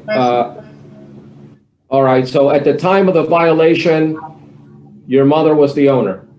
Correct. Okay. And do you understand the charges in the notice of violation? Yes. Yes. Do you contest the violation, or do you concede that the trees were removed without permits? Si usted acepta que los árboles fueron removidos sin permiso. Yes. Yeah, she understands, Your Honor. Okay. Does she agree that trees were removed without a permit or not? Que si usted acepta que fueron removidos sin un permiso. Sí, lo que se removió es que yo no sabía que había que tener permiso y estábamos en medio de una pandemia. Compramos esa propiedad porque donde vivíamos había mucho contagio y la propiedad... We need to slow that down. We need to slow that down, and we need to have an interpreter translate what you just said in Spanish into English so that the record is clear. So you have to speak slowly, and we need an interpreter to put on the record what you're saying. Can I help her with that, or it has to be? No, it has to be our certified interpreter. Okay, thank you, Your Honor. Señora, yo soy su intérprete. Repita, por favor. Sí, esta propiedad la compramos mi esposo y yo de nuestros ahorros, y la propiedad, el patio estaba inhabitable, podíamos sufrir una caída, habían pedazos de concreto, caminos inservibles por las raíces de los viejos árboles. Let's stop right there. Let's stop right there. Let the interpreter interpret what you just said. Yes, Your Honor. We bought this property with my husband, and the property was not livable. And there were roots all around, and the roots were were impeding the road. Continúe, señora. Y fue ese el motivo, como yo no sabía que había que pedir permiso para limpiar el patio, que fue lo que yo hice. Un momento, por favor. I didn't know that I needed to have a permit to clean the patio. Continúe. Sí, y el patio lo he puesto así y he sembrado 20 árboles jóvenes. And I have done that, and I have planted 20 young trees. Continúe. Yo he conservado un oak, que sé que son árboles que la Florida los protege, y además a mí me gustan. Tengo también una palmera bien grande que ahí está, pueden ir a verla. Un momento, por favor. I have kept one oak tree, and I like plants, and also I have a palm tree, one of those tall palm trees, and you can go and see it. Continúe. Y ese fue el motivo. Yo no sabía que había que pedir permiso para limpiar por ignorancia, y a mí me cuesta entrar en internet, y por eso es que yo no mandé las evidencias de fotos y videos. Un momento, por favor. Okay. I didn't know that I needed a permit, and it was pretty much not knowing. It was ignorance, and I did not have the means to go online in order to provide with pictures and videos. I couldn't provide that. All right, I have a pretty good idea of what her position is. At this point, I'm going to ask the city attorney to make her presentation, and then I'm going to rule. Bueno, ya tengo idea de lo que usted dijo. Ahora voy a pedir a la ciudad que haga su presentación. Un momento, por favor. I can get the witness to state your name and job title for the record. Good morning, Code Compliance Officer Karen Jean Lewis with the City of North Miami. And Officer Jean Lewis, I'm sharing my screen with you. Can you confirm that on or about April 2nd of 2020, you issued civil violation ticket number 13360 to Morgan Investments Group, Inc. Señora oficial, usted puede ver en abril 2 del 2020, usted emitió el ticket, el número 13360. Yes. Sí. And Officer Jean Lewis, is this the violation that you issued? Y, Yes. señor oficial, ¿esta es la violación que usted ha recibido? Sí. And what is the nature of the violation for why you issued this ticket? ¿Cuál fue la violación por qué usted emitió este ticket? The ticket was issued for failure to obtain a permit prior to removing trees and trimming the tree in the rear of the property. El ticket fue emitido por no haber sacado un permiso para remover el árbol y cortar ramas, y también por cortar el árbol las ramas del árbol que está en la parte de atrás. And how did you find out about the violation? ¿Cómo usted se enteró de esta violación? I received an anonymous complaint that trees were being cut at the property. Upon arriving, I observed several workers on the property. I made contact with them, advised who I was, and asked them if they had a permit. They advised that they did not have a permit, and I took pictures of what I observed and then issued the ticket. En realidad, recibí una llamada anónima acerca de que se estaba cortando algún árbol. Entonces, yo llegué a la propiedad y pude verificar. Entonces, debido a eso, yo emití un ticket. And Officer Jean Lewis, can you confirm that this photo array that I am showing you on my screen dated April 2nd, 2020 were taken by you? ¿Usted puede confirmar que estas fotografías que le estoy mostrando de abril 2 del 2020, estas fotos, ¿usted las tomó? Sí. And what is being depicted in these photographs? Estas fotos que muestran. In the pictures, you will observe the trimmings that I saw when I went to the property, the workers at the property using equipment, ladders to trim the trees, and you'll also see the stumps that I observed at the property. The only thing that was posted at the property was a permit for interior work, but there was no permit on file for any tree trimming or tree removal. Lo que se puede ver son ramas cortadas, pueden verse trabajadores y se ve alguien con una escalera y se ve también los troncos de los árboles. Lo que puede ver es que había un permiso para hacer algún trabajo interior, pero no había nada, ningún permiso en relación a cortar árbol. And Officer Jean Lewis, were you able to ascertain whether these trees are protected under the city's code? Y oficial Luis, ¿usted pudo verificar si estos árboles están protegidos por el código de la ciudad? No, I did not. Are you aware if the city's arborists had an opportunity to view these photographs and make a determination? ¿Está al tanto que el arbolista de la ciudad pudo ver esto y pudo hacer una determinación? No, I'm not aware if Ms. Walker had a chance to look at these photos. Yo no estoy informada si ella pudo ver estas fotos. And were you able to perform a search of the city's records to see if there was a tree removal permit on file at the time that you issued your ticket? ¿Usted pudo ver en los récords de la ciudad si había un permiso en los récords para remover un árbol? Upon my search of the city's records, there was no permit for any tree trimming or removal for that listed property. Después de haber hecho una búsqueda, yo determiné que en los récords no había ningún permiso emitido para hacer ningún corte de árbol.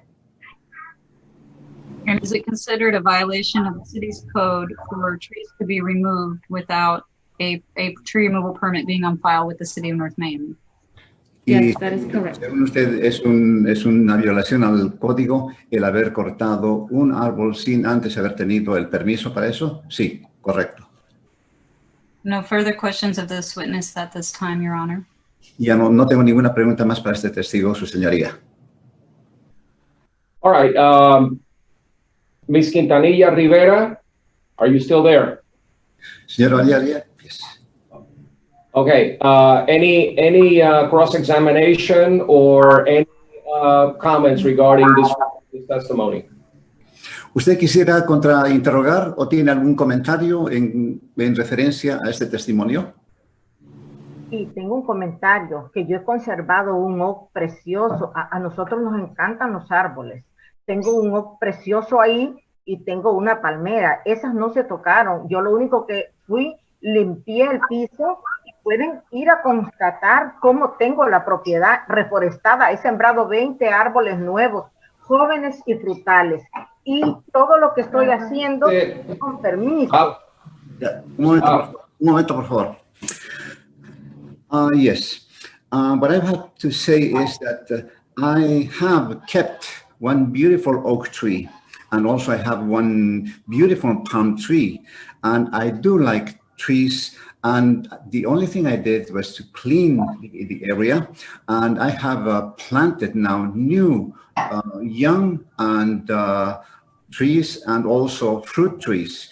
And for all of those, I have obtained the permits. Okay. Madam City Attorney? Your Honor, the city's position is that the evidence and the testimony of the code officer, as well as the homeowner, affirms the violation, that the trees were removed and that there was no permit on file. I believe the homeowner's defense was ignorance, that she did not know that she needed a permit on the day and time. Unfortunately, that is not a valid defense under the city's code. So the city would ask. Are you going to call the arborist? Yes, I can. Okay. Ms. Walker, if you could state your name and job title for the record. Allison Walker, Consulting Arborist for the City of North Miami. Mi nombre es Allison Walker, yo soy consultora para la ciudad de Miami. For the City of North Miami. Yes. And did you have an opportunity to view the pictures that I showed on my screen in relation to the trees that were removed from the property address of 951 Northeast 142nd Street? ¿Ha tenido la oportunidad de ver las fotos de la dirección que yo le mostré de la 951 Northeast? Yes, sí. And were you able to ascertain what species of tree they are? ¿Usted pudo verificar qué especie de árbol era?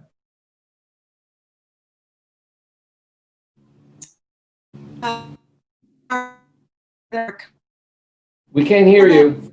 To which do you requirement? Es una especie de árbol para la cual se requiere permiso. And no further questions, Your Honor. The witness stated it all. No tengo preguntas más. Anything else from the property owner before I rule? ¿Alguna otra cosa más que quisiera decir la propietaria antes de que yo dé mi fallo? Sorry, I'm having some connection problems, I think. I observed from the photos that there was a lot of live oak clippings on the ground. I know that one live oak tree was pruned, possibly improperly, and then I saw at least 2 trees that were completely removed. All I can assume from what I saw is that they were live oaks, because that's all that I saw in the waste. Simplemente yo quería agregar que yo pude ver que árboles vivos habían sido cortados y por lo menos un par de árboles habían sido completamente removidos. Es todo lo que tengo para agregar. Anything else from the property owner? ¿Alguna cosa más que el propietario quiere decir? Sí, que el oak, el árbol protegido, está en mi casa. Lo pueden ir a ver. Lo que se hizo fue quitar una rama que podía arruinar el techo de la casa. Todo lo he hecho con permisos. Ustedes ven, tengo un permiso en camino y estos otros 2. Lo que pasa es de que ese árbol protegido está en mi casa. No ha sido volado. Un momento, por favor. Okay. That oak tree, which is protected, is still alive. It's in my house.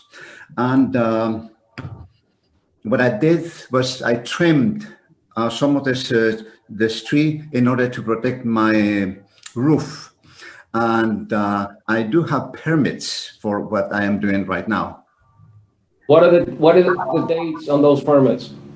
¿Cuáles son las fechas de esos permisos?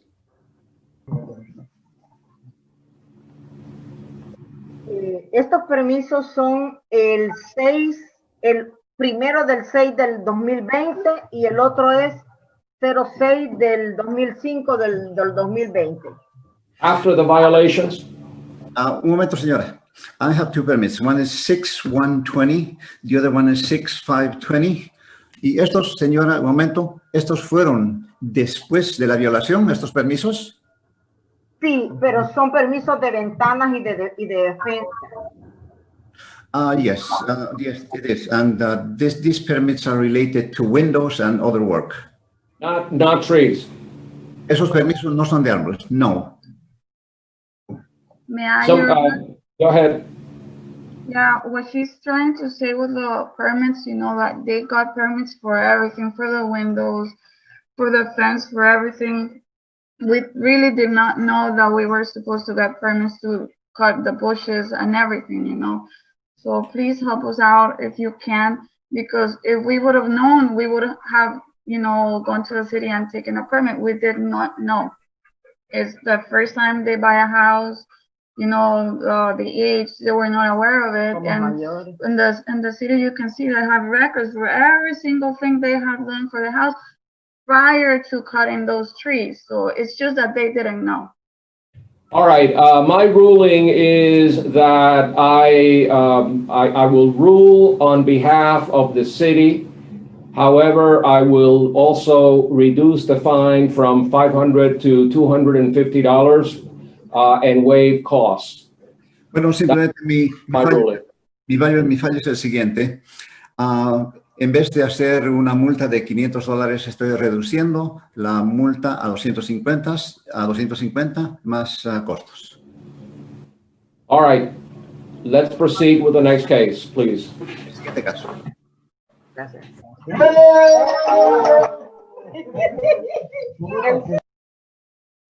What's going on? They were happy that you reduced the. Oh, great. Applauded, Your Honor. She left the volume on? I stopped her, I'm sorry. Okay. The next case on the agenda is Lester Aguilar, case number CTBPR 2020-00064. The address is 13145 Ortega Lane. Please raise your hand. Mr. Aguilar, we promoted you to a panelist. Please accept your audio invitation and video, and we'll proceed with swearing you in.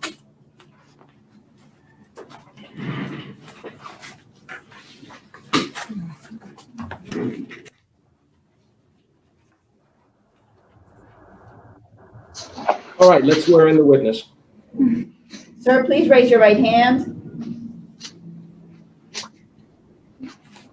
Do you solemnly swear and affirm the testimony you're about to give in these proceedings shall be the truth, the whole truth, and nothing but the truth, so help you God? Please say I do. I do. Thank you. Sir, please state your address and your relationship to the property. The property address is 13145 Ortega Lane, North Miami, Florida 33181, and I am the property owner.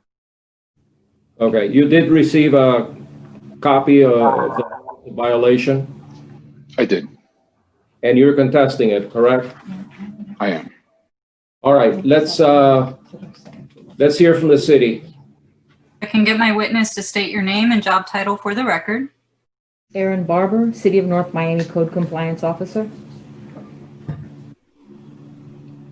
And Officer Barber, I am sharing my screen with you. Can you confirm that on or about August 15th of 2020, you issued civil violation ticket number 13763 to Lester Aguilar and Nicole Romero?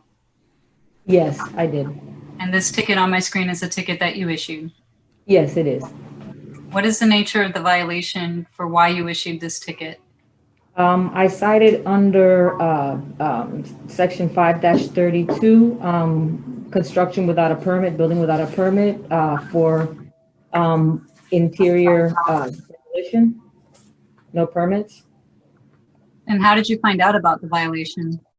I was doing an inspection in the area and driving past the property. There was a large truck outside and they were using a machinery to load items that were being wheelbarrowed out of the house.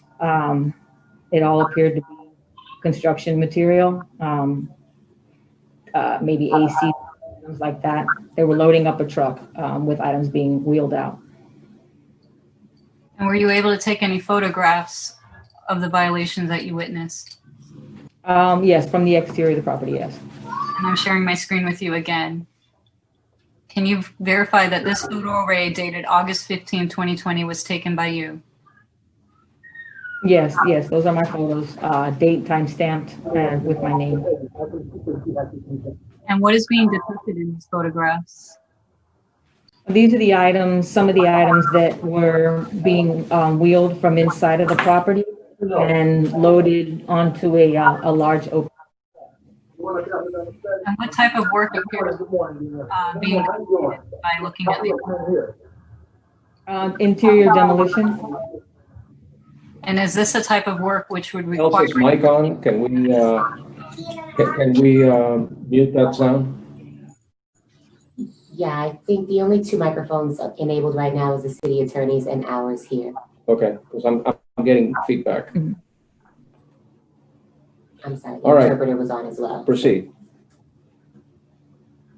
You said interior renovations? Demolition. It appeared to be interior demolition. Okay. Yes. An interior demolition would require a building permit under the city's code? Yes, it would. Were you able to perform a search of the city's records to verify whether or not there was any building permit on file on the day and time that you issued your ticket? I did, yes. From the field, I pulled it up in the on our laptops, and I found no permits at that time. No further questions from this witness at this time, Your Honor. Mr. Aguilar, would you like to cross-examine the witness? Can't hear you. You're muted. Oops, sorry. Is it on our part or his part? On his. Can you hear me now? Now we can. Yes, I'm sorry about that. Any cross-examination from this witness? Not so much cross-examination as I would just like to issue a statement. She is correct. She did see us loading that debris onto a medium-sized dump truck. However, it wasn't from interior demolition. That was actually debris that was stored in my attic. There was rolls of flexible duct. There was sections of metal duct. There was wood planks, wood flooring, as well as wood siding or paneling.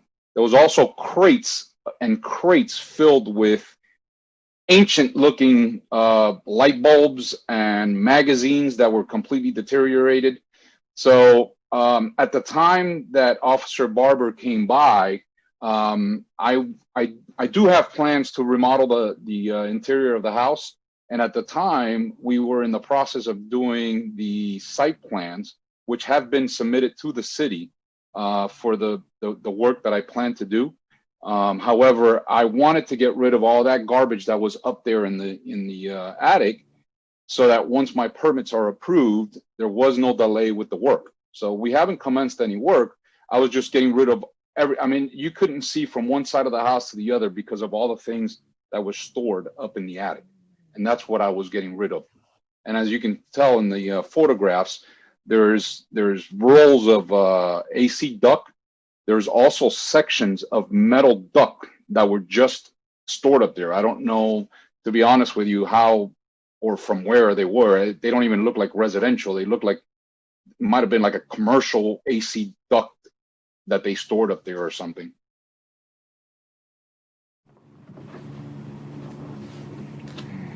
Anything else? No, that would be it. Okay. When did you file your application for a building permit? The application for building permit has not been filed yet because I'm waiting for the city to approve the plans. The site plans have been submitted to the city.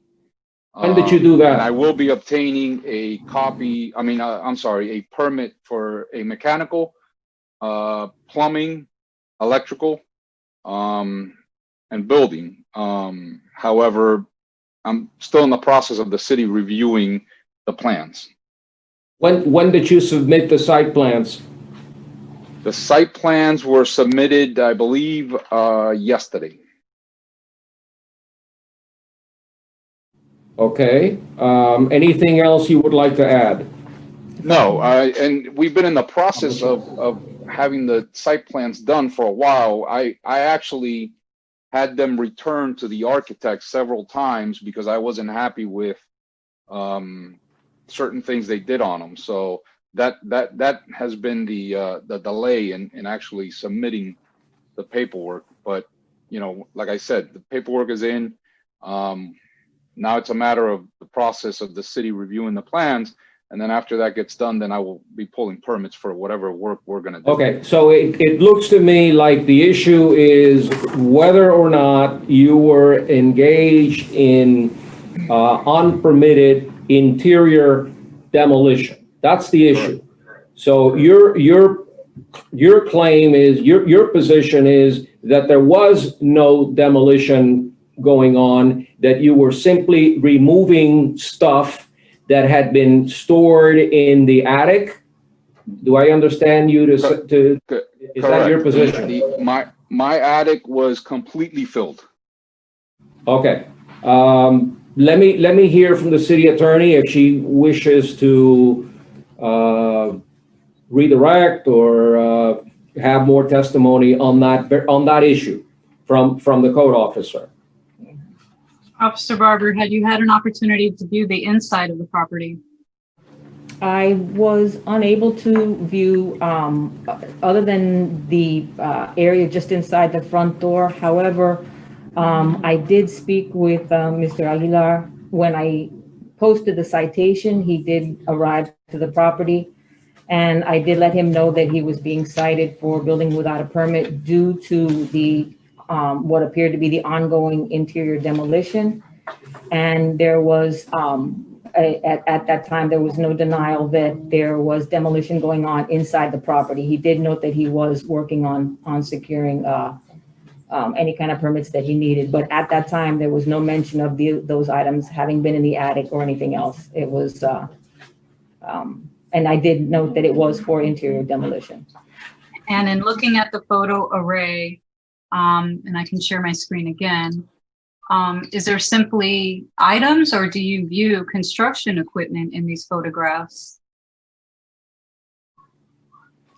Again, when I did pull up the truck that was out front, it was fairly well loaded, and they were wheeling several wheelbarrows. I mean, wheelbarrow after wheelbarrow worth of items. And then when I started to take some photos, that's when they decided to go inside and close the door. So, what I saw is reflected in my photos. All right. Anything further? No, Mr. Aguilar. Well, I mean, I'd just like to ask Officer Barber, I mean, at the time that you first arrived, I wasn't home, correct? No, sir, you were not. And when I arrived, you and I did have a conversation, and I advised you that I was in the process of obtaining permits for work that I was going to do, correct? Yes, sir. Okay. I have nothing further. Okay. Based on the photographs that I have reviewed, which contained various types of construction equipment, including wheelbarrows and other heavy machinery, folks that are there on the premises,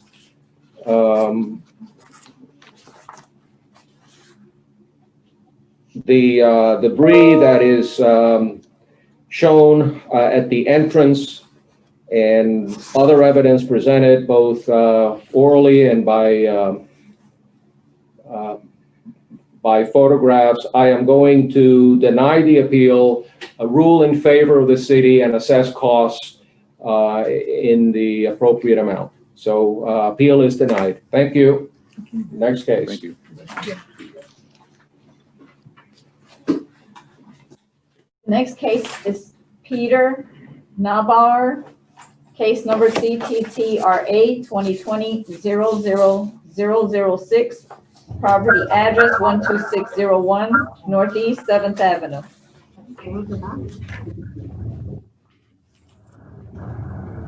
Sir, can you please raise your right hand for the oath?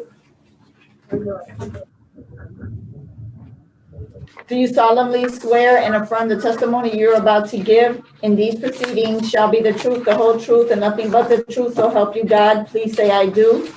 I do. Thank you. Okay, sir, your name is Peter Neubauer? Yes. Is that correct? I didn't get an answer. Yes. Okay, and you are the property owner at 12601 Northeast 7th Avenue? That's correct.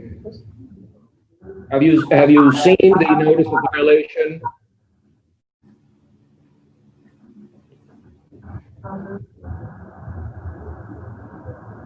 Sir, have you had a chance to review the notice of violation? Oh, yes. It mentions tree abuse, hat racking.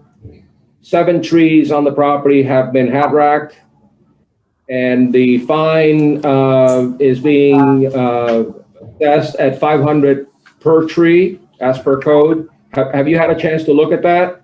Yes. Okay. Do you contest the violations? Yes.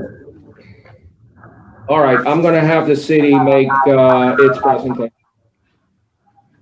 I can get my witness to please state your name and job title for the record. Erin Barber, City of North Miami Code Compliance Officer. And Officer Barber, on or about May 12th of 2020, did you issue a ticket, civil violation ticket number 13517 to Peter Neubauer? I did, yes. Can you confirm that this ticket that I'm showing on my screen is the ticket that you issued? Yes, it is. What is the nature of the violation for why you issued this ticket? The ticket was issued for tree abuse of 7 trees on the property. They were improperly cut. Hat racking. I did reach out to the city's arborist to also get their opinion on the violation as well. And how did you find out about the violation? Just doing routine inspection around the area. I passed by when the crews were finishing up with one of the last trees. And were you able to capture any photographic evidence of the violation? I'm sorry? Were you able to capture any photographs of the violation? Yes, yes, I was. What kind of trees are they? I believe they're black olive. I'm not 100% sure. The arborist will be able to. Yes, should be able to confirm the tree. Yes, yes. This is my photo. These are my photos. And what is depicted in this photograph? 2 of the trees on the property that had been cut back. There should be photos of the other trees as well. And this is another photograph. Did you take this one as well? Yes, I did. And are these additional trees, additional photographs that you've taken? Yes, that's a, yeah, I tried to get an overall shot of the trees on the lot and the group. This is a commercial property? Yes, it is. It's commercial property. And what is being depicted in this photograph? That was another one of the trees on the property that was, that had been cut back improperly. Okay, and so the photographic evidence does display all 7 trees that were abused and hat racked in violation of the city's code? Yes. And your testimony is that the city's arborist had an opportunity to view the violations, correct? Yes, I was able to speak with her, email with her about that location. No further questions of this witness. The city does wish to call the arborist next. Before you do that, Mr. Neubauer, do you have any cross-examination of the witness? Would you like to ask the witness any questions, or would you like to make a comment? I sent my response with photographs in time to be presented here. And if you don't have them in front of you, allow me just to read off here my talking points. All right, before we allow you to make your case, I want to finish with this witness. Do you have any questions of this witness? The question is, how did she consult with the arborist? Did the arborist come out to location or not? You can answer that. Did the arborist come out to the site to view the situation? I'm not sure if she was able to make an actual site visit. She may have, but she did view the photos that I have. I do have an email from her. We'll hear from her in a minute. And Special Magistrate, the respondent did provide the city with some evidence that Okay. we do have here. We'll have him tell us when he has an opportunity to defend. Let's hear from the arborist. It looks like she might be Dr. having. Walker, please state your name and job title with the city. Looks like our arborist is having some trouble with her system. She's kind of, at this moment, I don't see her logged in. Okay, so we can wait to hear from her. In the meantime, I'm gonna let Mr. Neubauer make his presentation. Sir, would you like to share with us any information, documents, exhibits? This is your chance. Yeah, I sent via email at least 2 pages of my talking points. And I don't know if you have in front of you, otherwise allow me to read them. Do we have those talking points available so that we can view them on the screen? Yes, sir. All right, sir, instead of having you read the talking points, we're going to share them with everyone by putting them on the screen.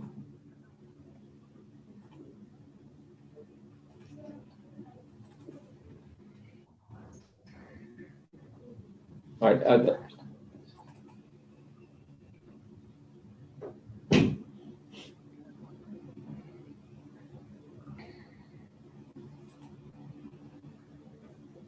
Those are not the talking points. Those are just cases.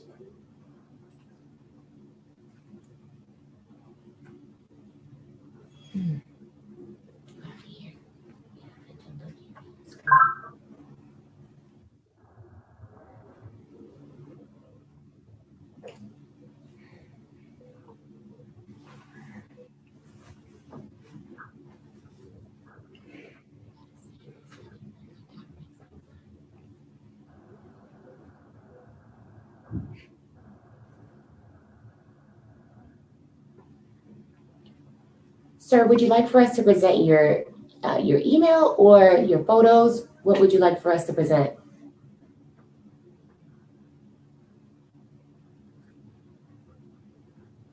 Let's look at the photos first. Well, these are just evidence photos here right now. Let's look at that first, and then we'll read your email into the record. This shows a very healthy trees after the trimming. Is that the condition of the trees? Absolutely. Does that reflect the condition of the trees before they were cut? No, after they were cut. After they were cut? Yes. When was that picture taken? August 11th, In 2000? August, about 2 months later. Okay, so 2 months later, that's how it looks now? Yes. Well, I have also photos how it looks now, 3 months later. And Okay. I don't know. I have Yeah. I have the other photos. Yeah, we have the other photos. We're going to take a look at them in just a second.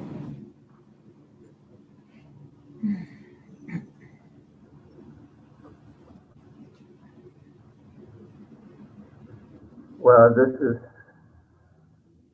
this was sent just as to get some clarification as to the seventh tree, which was not a black olive tree. It's identified as what is it? Colophyllum, I guess Colophyllum, usually tree, which is not a tree, and so it's already removed. So that shouldn't enter let's see.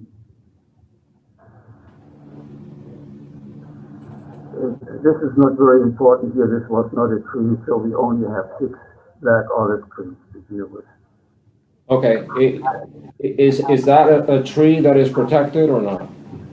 Black olive trees? The one that he's showing in that photo? I'm not aware. I don't know the I answer will, to that. we'll ask the arborist if we can, if she can identify Or that. you might have found something now here. Okay, let's read your email into the record. Your point, sir, is that the trees that were cut grew back and are healthy and they're fine. Is that why you're showing those pictures? No, I claim that there was no civil violation whatsoever. Well, that's not my question. There was no hat racking, there was no tree abuse. Why are you showing me those pictures? They just came up when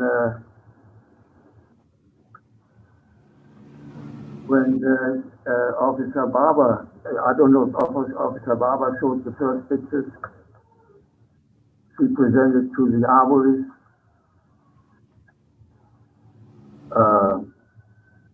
Perhaps you can speed this up some if I just read my talking points, written talking points.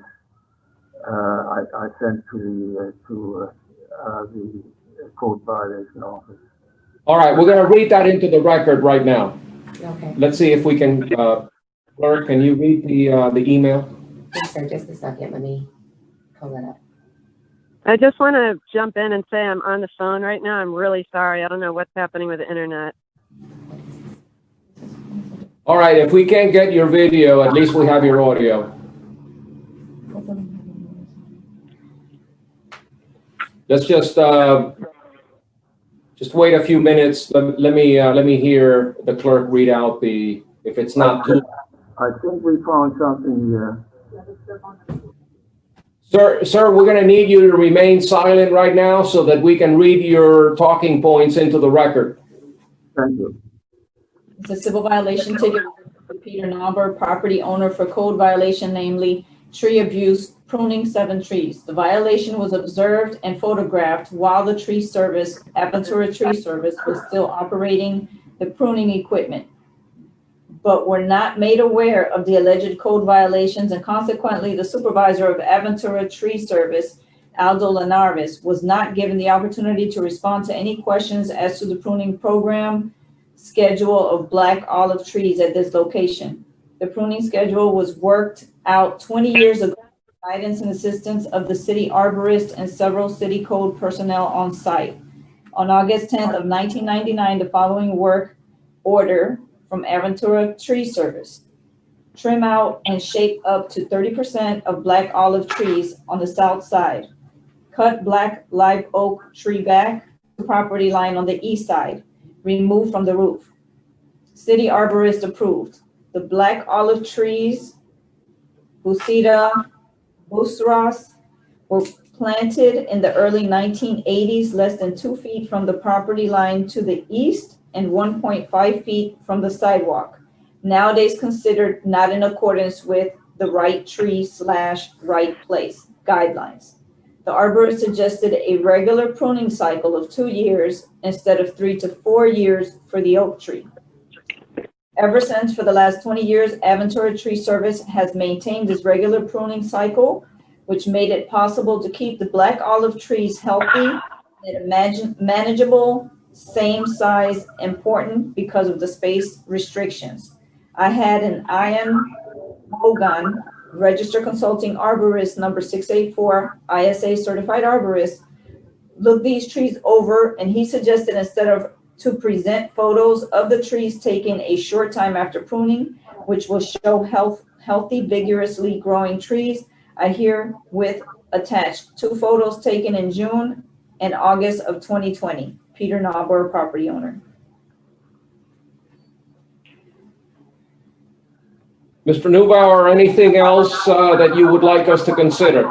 Yeah, I have a second page. I don't know if this can be located. So Mr. Neubauer, we have your email. We have the 2 photos that we've already shown, and I'll also submit into the record the additional exhibits provided.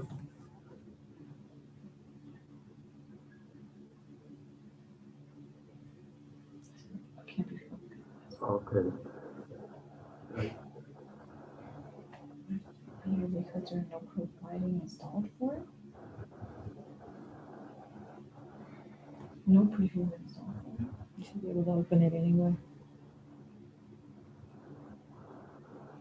Okay, so this is the property owner's response. Yeah, this is the second page. Okay. Is that a different case? This is the same case, but he provided 2 different documents. Oh, okay. This is his response to the appeal. Okay, let me hear that. Code Officer Aaron Barber observed alleged tree abuse while the pruning operation was still ongoing, but did not make contact with the crew. Basically, it's the same crew nor the certified tree service manager, who could have explained that over 20 years they were employing Society of Arboricultural's best management practices in maintaining, trimming, and pruning these 6 specific black olive trees at the specific location, limited expansion to close to the building and concrete sidewalks in good and healthy condition. These trees were carefully trimmed, no cutting of tree limbs, twigs and branches greater than 1 inch to 1.5 inch in diameter. Land Development Regulations, Chapter 9, cited in the complaint, define hat wrecking as pruning a tree by removing only branches 3 inches or greater in diameter at the point other than the point where the lateral branches meet the main trunk. Chapter 29, Section 7-101. Here is no hat wrecking present. As to tree abuse, the definition in Land Development Regulations, Chapter 29, Section 7-101 is damage inflicted upon any part of a tree, including the root system, by machinery, construction equipment. But generally, it is defined by arborists as pruning/trimming action that will render a tree non-viable. Here is no tree abuse present. Supporting evidence, photos have been emailed previously. Peter Nauber. All right, sir, we've reviewed your photographs and your emails. I'm going to give it back to the city attorney, who will be calling the arborist, the city's arborist, as the next witness. I just want to state very clearly that I'm no tree expert. I would like the arborist to refute and explain to me why the city considers this to be a violation when some of the photographs that I've reviewed show thriving trees, and the property owner relied on a tree expert, and apparently there seems to be a plan in place regarding landscaping at this property. So I need to understand exactly what the regulations are that are being allegedly violated before I either affirm or deny the appeal.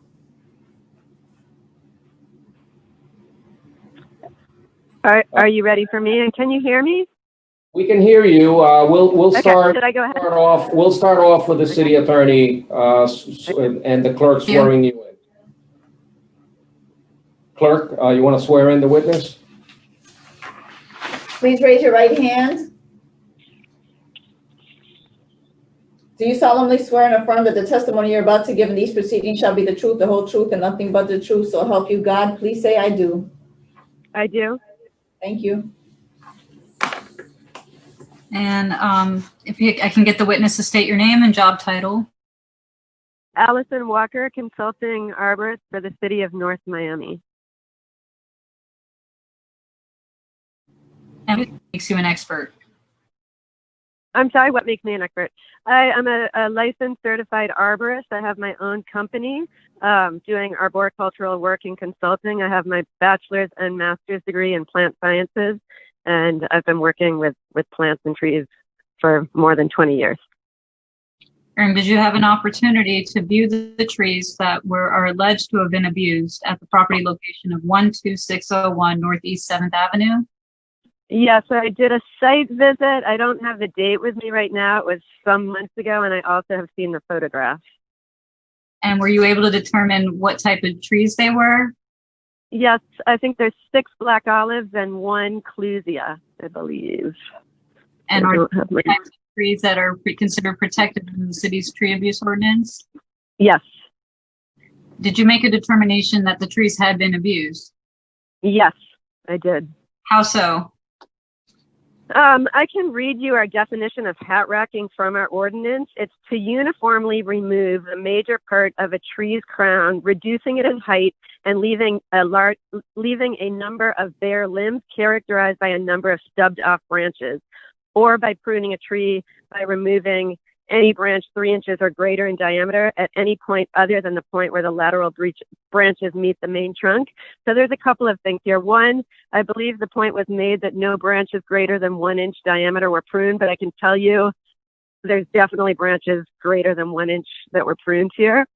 2, the cuts were made just uniformly reducing the height. That's a violation of ANSI standards, which are also referenced in our ordinance, and so that's an issue. 3, it's a violation to remove more than 25% of a tree's canopy in any given year, and so some of these trees, you can definitely see their natural canopy would be much more than double this, or triple this for that matter. And then also there are branches that are left as stubs, meaning pruning cuts, proper pruning cuts, which are also specified in our ordinance, should be made down to a lateral junction, basically. And so in these pictures, you can see many stubs that aren't at a junction that are just improper. And then as far as the pictures that show a healthy canopy, when you hat rack a tree, it creates very weak branching patterns, and it creates a weaker structure that's more susceptible to storm damage, et cetera. So basically when trees are cut, they'll send out a whole bunch of sprouts that make it look like, maybe in the photos, which I don't think I saw, might make it look like it's green and healthy, but the overall health and structure of the tree is absolutely compromised, and there's no question in my mind that this is definitely hat racking. And are you aware of any agreement that Triage, as the city's arborist, had given to the property owner to trim the trees in this type of manner? No, that may have been before my time, but I've been with the city for going on a few years. So no, I was not part of that agreement. Okay, no further questions of this witness, Your Honor. You personally have not had any conversations, discussions with either the tree cutter or the property owner regarding this matter? No, I have not. And is it your testimony that all 7 trees were affected? Let me just double check the photos. But yes, as I said, I did a site visit, and I confirmed that all trees had been hat racked, yes. Okay. So, and there was no permit? Yeah, no permit. And we wouldn't give a permit for this kind of tree work. We wouldn't permit this. This is not proper pruning. Okay. And has this property owner been cited before? Does anybody know? For this property, under this code section? I do not have that information. Okay. Mr. Neubauer, you now have an opportunity to question the city's arborist, Allison Walker. If you want to avail yourself of that opportunity, go right ahead. Can't hear you. You're muted. You're muted. Sorry, Magistrate, I need to unmute him. Okay, can you hear us? Yeah, let me just clear up here the number of trees. The one tree, the seventh tree identified as tree is not a tree, has been removed already. It was, well, I'm not an arborist either, or a tree expert, so excuse my layman words. It was in a hedge under an overhang of the building and could only go so far, was always cut back, so it looks like cut back, like hat racking, but it's a shrub. So it's I don't know how it comes that they were talking about 7 feet. Then again, so that wasn't a protected species. The olive trees, when they were planted 40, 50 years ago, they were planted, and now we're talking about the wrong place, wrong tree, and they are now actually interfering with, for example, the sidewalk. They are reaching over the roof areas of the building and of the neighboring buildings, which is so close to their roof. It's just, let's say, 6, 7 feet from their roof. And they're reaching over, and they have to be cut back there from necessity. And on the other side, towards the road and the sidewalk, we had the city actually amputated a 11-inch thick side root that was growing under the concrete. So we have the situation here where the tree cannot actually expand. It's a beautiful tree and it looks great in a park setting. But this here is early tree between the buildings, several utility poles, cables going through the trees, through the canopy, and may I just mention that the city of North Miami did remove all their black olive trees on 196th Street, just across from City Hall, because they had the same problem: too close to the building, too close to the road, too close to concrete, too close to the utility poles, and that's why we worked this out years ago to get it on a very tight schedule of pruning. So that's tree, and also it looks like, it's not shaped like the natural shape for a black olive tree. But in this situation, when you take one side off, they have to balance it, so they're pruning the other side more, in my layman's word. Anyway, that's how it was explained to me, and I thought it was clear. And how I understand tree abuse is when pruning in a way that renders the tree non-viable.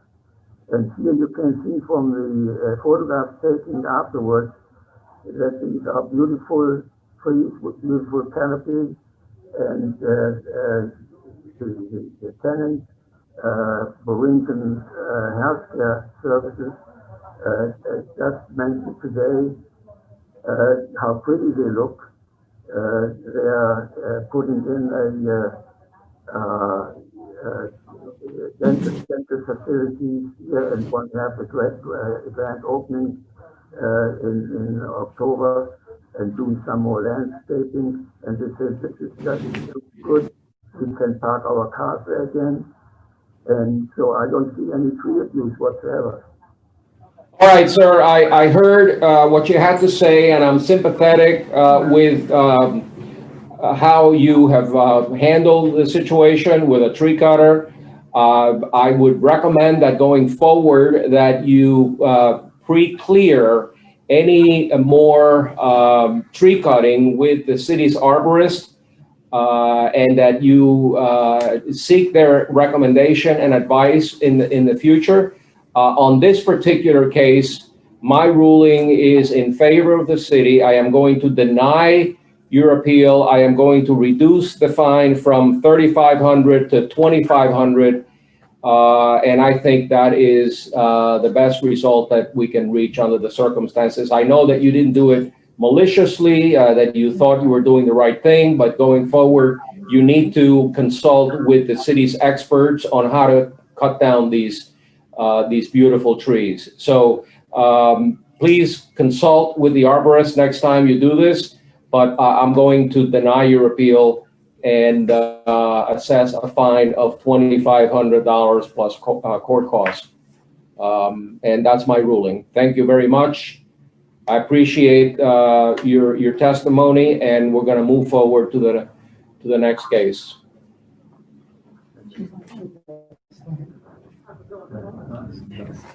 The next case is Anne A. Andre and Rosie Andre, case number CTT RA 2019-00016, property address 80 Northeast 127th Street.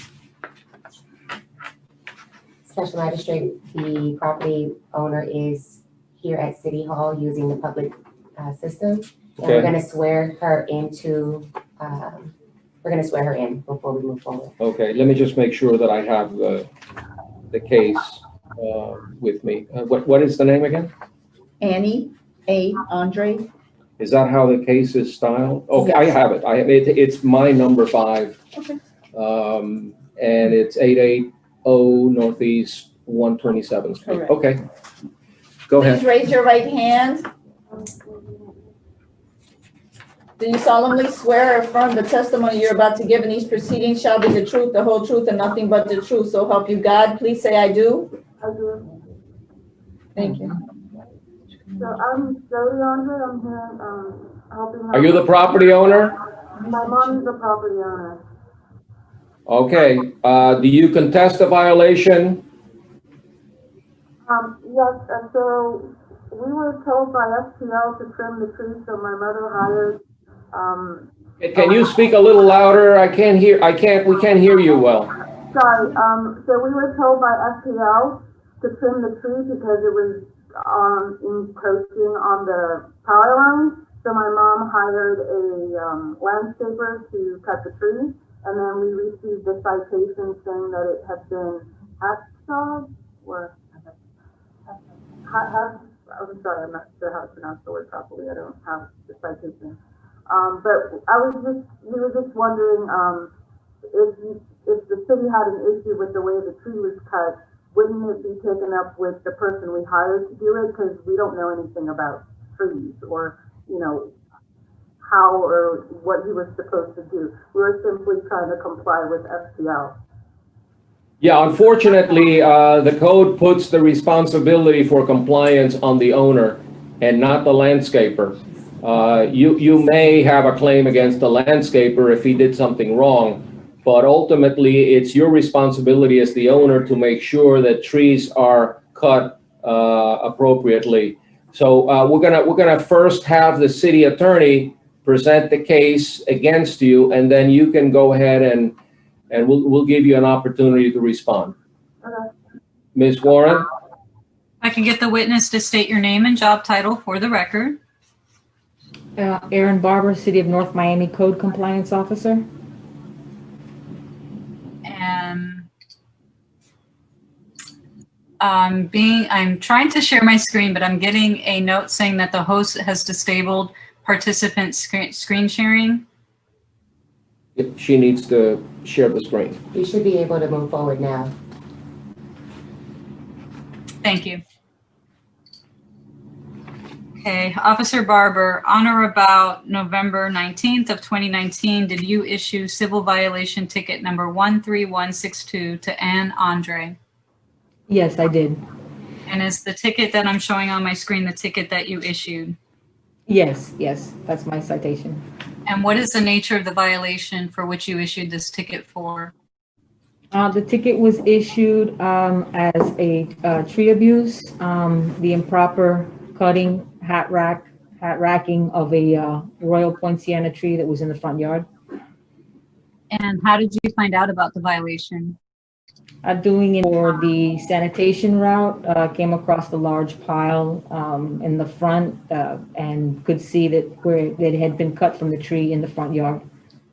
And did you have an opportunity to take photographs of the violation? Yes, I did.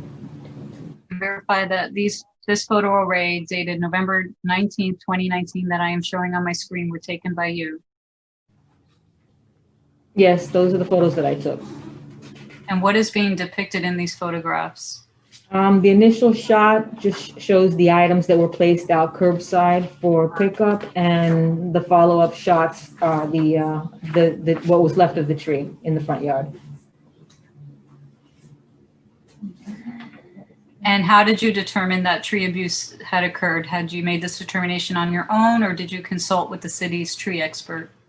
I consulted with the arborist.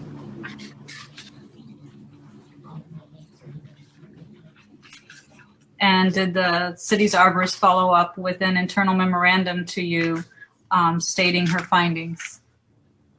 I believe, I know we did discuss her findings, but I'm not sure if there was I don't remember if there was an internal memo.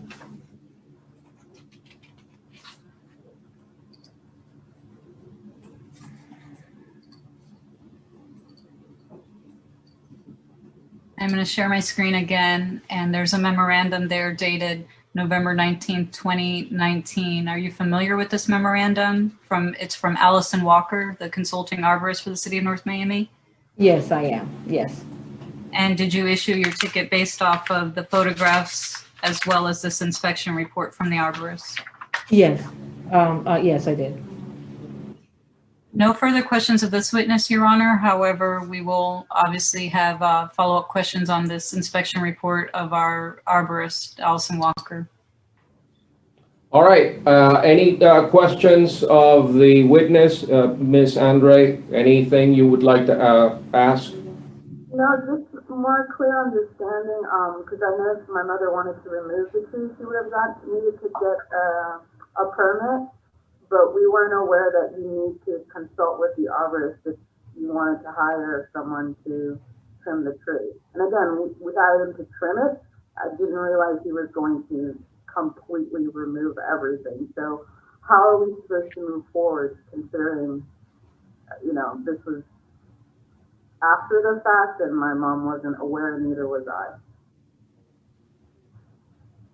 So I don't know that she can answer that question. How you move forward depends on what other activities you engage in.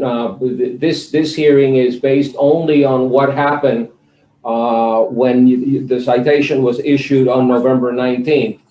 We understand your position that you depended and relied on the tree cutter. Unfortunately, it appears that he did not follow the code. So we're going to hear from the arborist now, and perhaps she can explain where we go from here. Okay, if I can get the city's witness to state your name and title for the record. She's been sworn before, so we don't need to. Allison Walker, consulting arborist for the city of North Miami. And Ms. Walker, were you able to make an inspection of the tree abuse which is alleged to have occurred at property address 880 Northeast 127th Street? Yes, I was. And did you follow up your inspection with an inspection report to the city of North Miami? Yes, I did. And I'm sharing my screen. Are you able to confirm that this inspection report was authored by you? Yes, it was. And consistent with this report, what determinations did you make as far as tree abuse violations?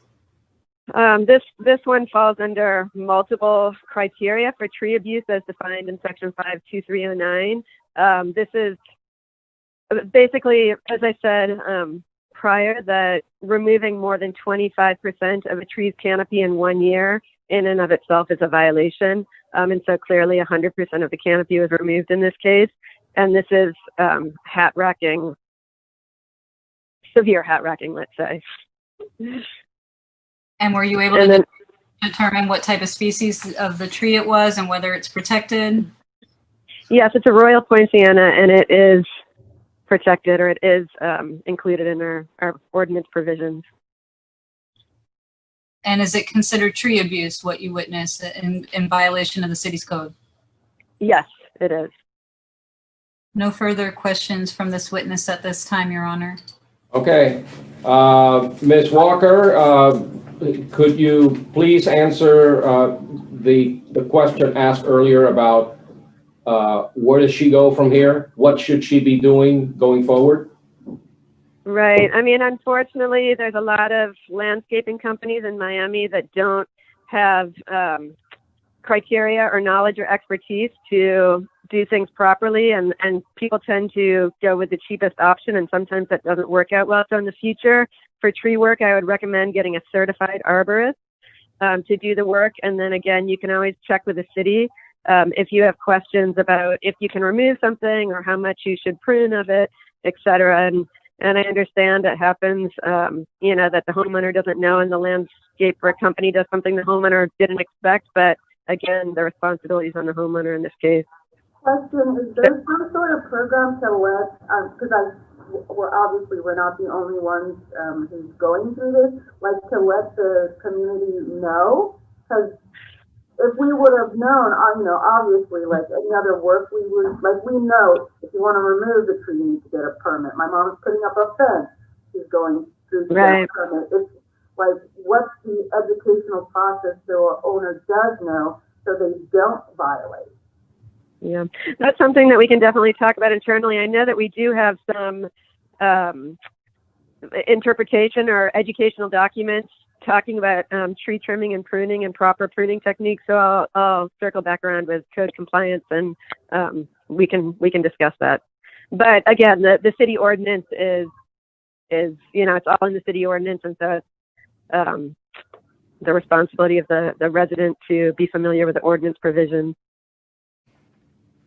Yeah, I would also add that this is something that is enforced virtually in every city in Miami-Dade County, and we're not talking about a slight cut here and there. We're not talking about somebody just making a mistake. This appears to be a very serious case of tree abuse, and anybody in the landscaping business should have known better. And it doesn't take an expert, and I'm certainly not an expert, to look at these pictures and conclude that this just is not the way to do things. So do you have to hire an attorney to, I guess, take action against the landscaping company, or? Because again, he was supposed to just trim branches that were hanging over power lines that we were told we needed to trim. I'm sorry, can you repeat your question? No, I was saying, do we need to get an attorney to file some sort of suit against the company because they were just supposed to trim branches that were hanging? We can't tell you what you need to do. But if I were you, I would try to get some advice from someone that will help you perhaps pursue a claim against the tree cutter if you wish to go in that direction. But in terms of this particular matter, I am going to deny the appeal. I'm going to rule in favor of the city, and I'm going to assess costs in connection with these proceedings. So the other question is, so now what happens? My mother's retired. She's on Social Security. Are you guys going to put a lien on the house? That's going to be up to the city clerk and the city as to what they do now, but I'll let the city clerk answer that, or code compliance. We can make payment arrangements for the ticket monthly, so you can come into our office. We're located at 811 Northwest 125 Street, and we can make arrangements for you to make payments Northeast. I'm sorry, Northeast 125 Street. What kind of, oh, again, she's on Social Security and she's retired, so. Okay, ma'am, if once the hearing is over, you can visit us at our office and we can speak more in detail with you with regard to how to address the payment. Just come to the code enforcement office on 125th Street and they'll explain it to you. Okay? All right, next case. The next case is Cervantes, case number CTBPR 2020-00065. Property address 1225 Northwest 130 Street. I have a Jude Petit Matre in. If you are here on behalf of this case, please raise your hand.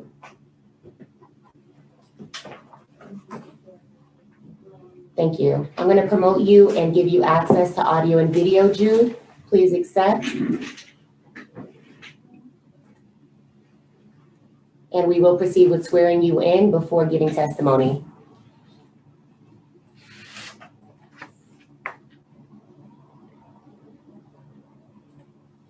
You want to swear me? Yes, sir, we will. Okay. Please raise your right hand. Do you solemnly swear or affirm the testimony you're about to give in these proceedings shall be the truth, the whole truth, and nothing but the truth, so help you God? Please say I do. I do. Thank you. Please, sir, if you would tell us your name and to make sure that the record is clear, please spell it for us. My name is Jude Petimat.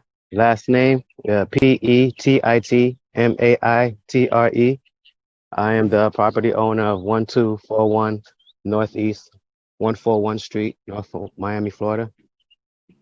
Who is Adenet Cervantes? Special Magistrate, it looks like he raised his hand, but he's actually not the case that we called.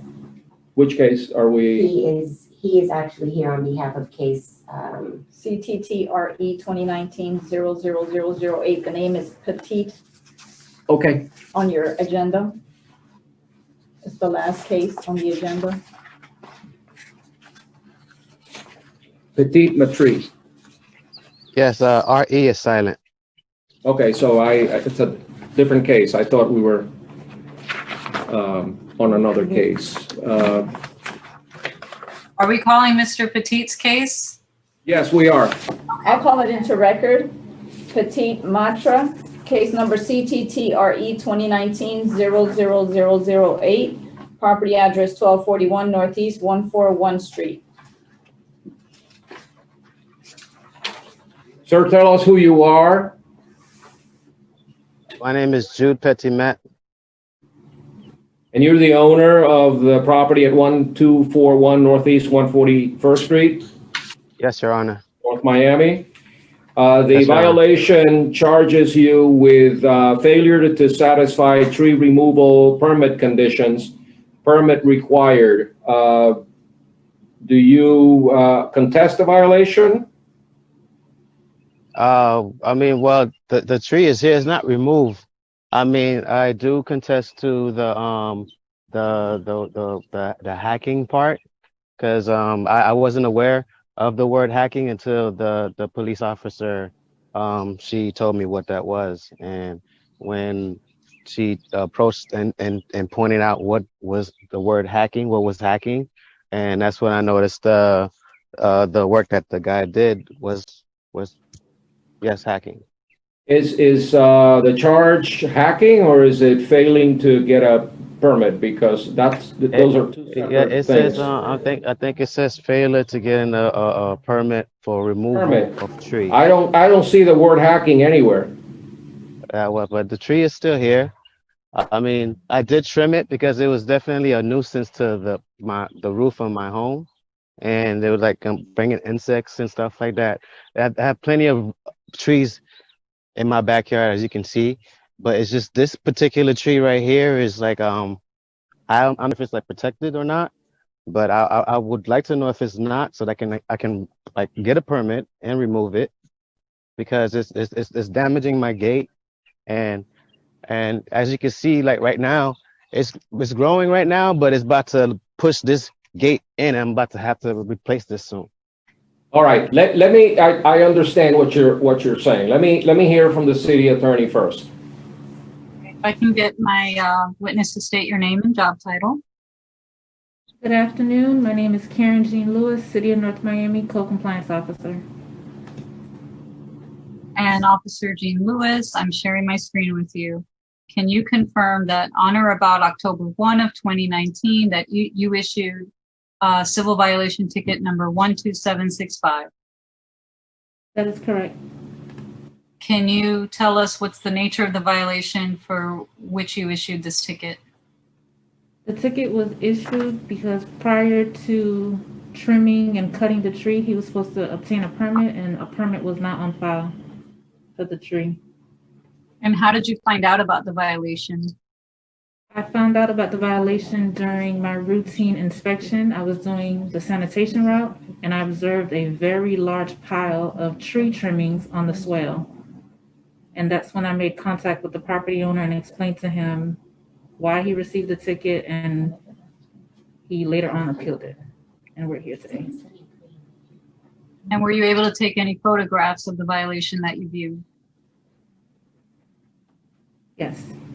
Can you verify that, I'm sharing my screen again, that the photograph that I'm showing on my screen was taken by you? Yes. What is being depicted in this photograph?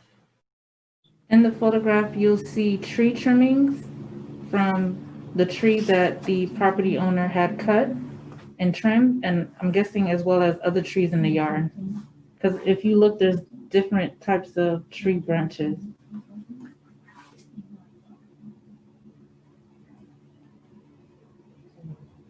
And was this picture also taken by you? Yes.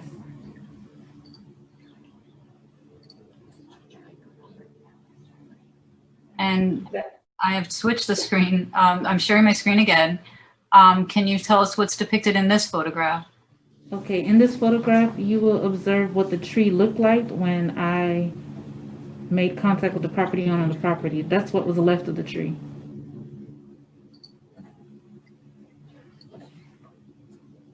Okay. And what, just for the record, what does that show? Is that a trunk? That would be considered hat racking because the complete top of the tree is gone. Okay, it's not cited in the violation, but I noted that, yeah, the substantially majority of the tree has been cut off. Correct. It's in the center of the photograph. Okay. And would this have required a tree removal permit to be on file with the city? Yes, the city would require a permit, and the property owner would be given instructions on how to properly trim and prune the tree. And if the tree needed to be removed, they would have given the property owner the instructions on what steps he needed to take to remove said tree. And were you able to perform a search of the city's records to ascertain as to whether or not there was a permit on file on the date and time that you issued your ticket? Yes, I did. I did a record search and there was no permit on file. And was there an additional violation viewed in the form of tree abuse due to the way the improper pruning and trimming? Yes. No further questions of this witness, Your Honor. Okay, Mr. Petit Maitre, what is your, do you have any questions or comments regarding the code officer's testimony? You're muted. We need to unmute you. Now we. Yeah, okay. I have no questions, but I mean, as you can see, the tree is still here. It's still going to be a nuisance eventually, and it's here. I mean, whatever it is that was taken away, it's gonna go right back, as you can see. Okay, but we did see a large tree with a very large circumference that had been hacked, and a great deal of trimmings and pruning on the swale of your residence. Obviously, that's significant cutting, correct? And that was done without a permit. Correct. Okay. Let me understand something. Maybe the arborist can explain. Simply pruning or trimming a tree does not require a permit, does it? First, let's hear from the arborist, and then I'm going to ask her to please answer my question. Should I go ahead? Yes, please answer the magistrate's question. Okay, that is correct. Tree trimming does not require a permit in the city of North Miami. However, improper tree trimming does constitute tree abuse. Okay, So really the violation is tree abuse. Yeah, I'm looking at the code right now, and it says this is what's prohibited under the code. Pruning or trimming a tree in a manner that does not follow acceptable pruning or trimming practices established by ANSI A300 standards. How is someone supposed to know that? You know, how far can you trim and prune without incurring a violation for doing it without a permit? Yeah, 25% per year is the ANSI standard, and that's not necessarily specified in our ordinance, but there are references and supporting documents listed in our ordinance that include that information. So, I mean, removing an entire canopy, that's clearly, tree abuse. And also per... Go ahead. I was going to say, per our ordinance, I believe, I don't have it right in front of me, I can pull it up, but tree abuse is considered effectively removing in the ordinance. I can find that sentence if you need. Is the amount of trimming and pruning that is shown in one of the photographs, which was put on the swale, is right. What does that illustrate to you as an arborist? That makes me think that there were additional trees either removed or cut, because that's again a large amount of debris there, and by the size of the trunk that's remaining in the picture, I'd be surprised if it all came from that one tree. But regardless, that's a large amount of debris. Okay, Counsel, you may proceed with any other questions you might have. Yes.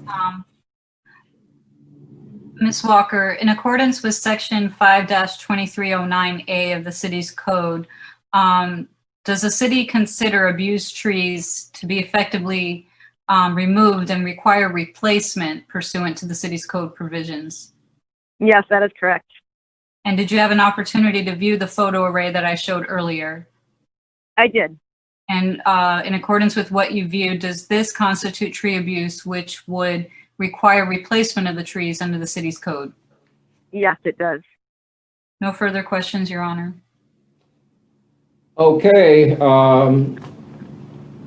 Let me hear again from the property owner if you have anything else to add. Questions, comments? Yeah, and the officer was aware that it wasn't only my property that was being trimmed. The neighbor property was also being trimmed. It's just most of that trimming was done from my property. Anything else? If not, I'm going to deny the appeal, find in favor of the city, affirm the violation, and assess costs. Thank you. Next case. We're going to go back to a ticket under Cervantes, CTBPR 2020-00065, address 1225 Northwest 130 Street. Is anyone here on behalf of this ticket? Please raise your hand. We don't have anyone here on behalf of this property. Okay. Your Honor, is there anybody appearing for this case? Then at this time, the city would move for the appeal to be withdrawn because proper service has been given for today's hearing and the appellant has failed to appear. As such, the city moves for the appeal to be withdrawn and that the ticket to be affirmed with costs. I find in favor of the city, deny the appeal, affirm the penalty as provided in the code, and assess costs. Thank you, Your Honor. Next ticket is for Deborah S. Williams, case number CTBPR 2020-00029. Permit address 1090 Northwest 134th Street. Okay, we have an Andrea Williams Wilson here on behalf of this property. Special Magistrate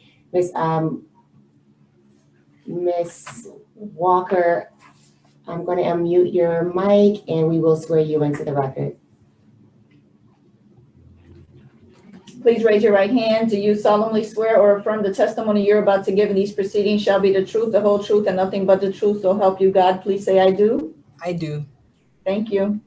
Please state your name and relationship to the property in question. Andrea Williams Wilson. I live in the home. My mom is now deceased, so I'm in the process of getting the home switched over into my name. Okay. Deborah Williams was your mom? Yes, sir. Okay. And so the property is still technically in her name, but you're the next of kin? Yes, I am. I'm the next of kin. Okay. Have you seen a copy of the violation? Yes, I have.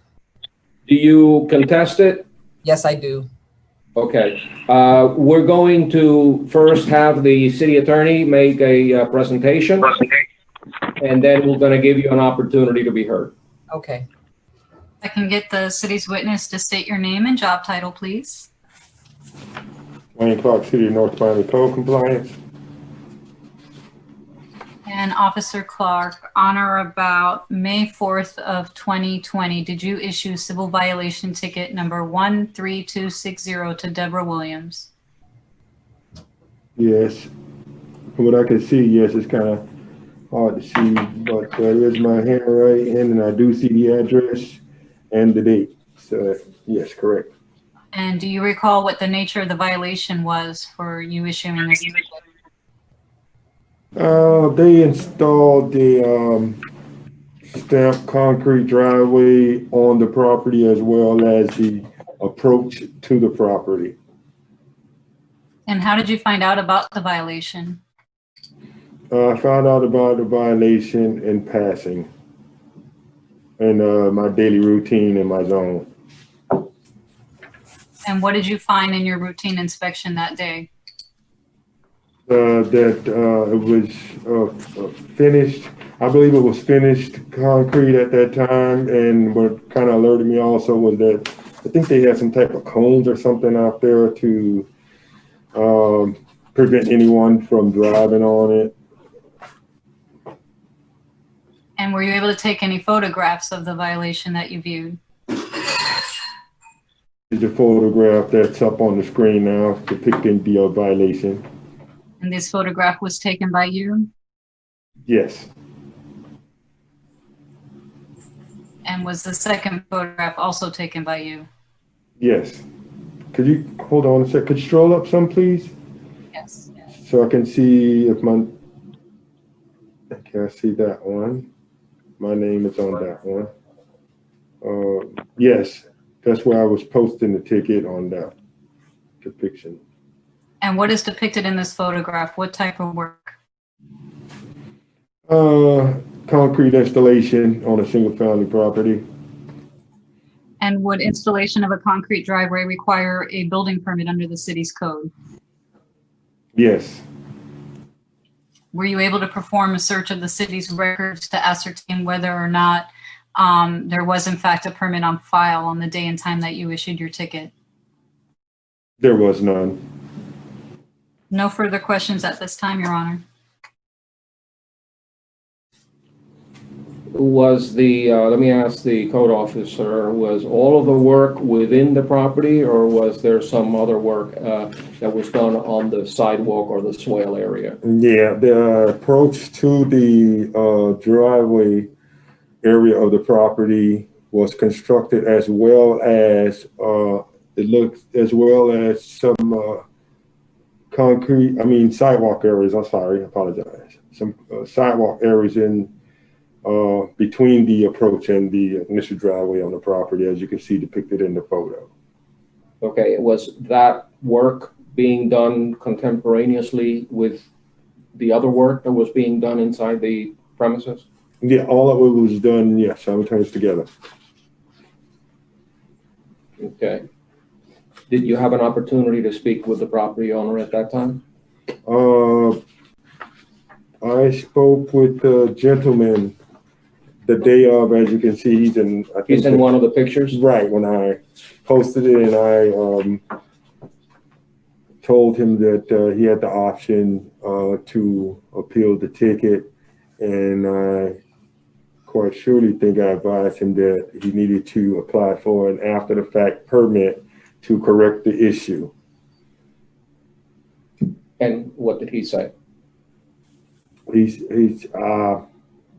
said, okay, as far as I remember. He didn't give me no problems or anything. Okay. So basically, I think that's all he said, and then he went back in the backyard, I believe it was. Okay, so this falls under section 5-32 building permits. It shall be unlawful to start any construction in the city without obtaining a building permit. And there was no building permit posted, correct? Yeah, there was no building permit. Okay. Let me hear from the property owner, Ms. Williams. Yes, I just wanted to say that I was aware that a permit needed to be pulled. However, we went with stamped concrete, and they stated that your building was closed due to the public and that they would pull a permit. So we were understanding that this permit was pulled. And then once we got cited, that's when we were aware that no one had pulled a permit. So I was dealing with the Luis Flores and also a Scott Harrison, who's the owner of this company, who stated that they would go ahead and pull a permit, but that this Lewis was doing business and he no longer worked for him. So also we were deceived in this, and we did not know that what was truly going on, but we were told that the permit was being pulled by the company. That's the only reason that the permit was not pulled, and that you guys were closed due to the public because of the pandemic. Okay, but at no time did you ever see a permit posted on the front door as required by the code? No, I did not. And only time that I knew that it was not when I started getting text messages from a person named Scott Harrison, who owns this stamped concrete company, who stated that no permit was ever pulled and that he would go ahead and he would help us to pull the permit. That's the only reason that I know. And he started contacting me on May 17th. Before then, I did not know that. Okay, Madam City Attorney, any questions? But can I just say another thing? Yes, go ahead. Okay, and also this thing that we paid this money to this person, and as the officer stated, but the driveway is not complete. It still has not been completed. I did not have any more work done until we finished, and we were going through this, because at this point I didn't know what else to do, and it's like I'm already out of money because I was deceived from a person who was supposed to be a licensed contractor and working with this company. I understand. Madam City Attorney? No further questions of the witness. However, I'm not aware of the building department being closed down due to COVID. However, I am aware that there were some restrictions and limitations whereby contractors had to come in. There was limited capacity inside of the building department, but no restrictions in place as far as obtaining building permits. No, he stated that I could not go in myself. You guys were closed to me, but I'm not going to know that. I'm thinking that he's credible and he's telling me the truth. In all honesty, he was deceiving me, because again, I knew that a permit should have been pulled. And when I'm asking this stuff, and then like I said, May 17th is when I found out that nothing had been done. Understood. Well, there are remedies available to you, either with the state attorney's office or with the building official within the city, that perhaps you can get some of your expenses reimbursed. But Your Majesty, but also, I'm sorry. I'm not. Let me finish. I'm not going to give you legal advice, but okay. The fact that you were misled or defrauded is no defense to the fact that work was being done at your home without a building permit. So if you feel that you were deceived, there are certain things you can do to be made whole, if you will. Can I just make one thing? So when I was speaking to this Scott Harrison, who is the owner, he stated that it was other complaints for this Luis Flores through the city of North Miami, and that you guys were aware of this, that he's been going on stating that he's still working with this company. He's a licensed contractor, and when reality that he's not.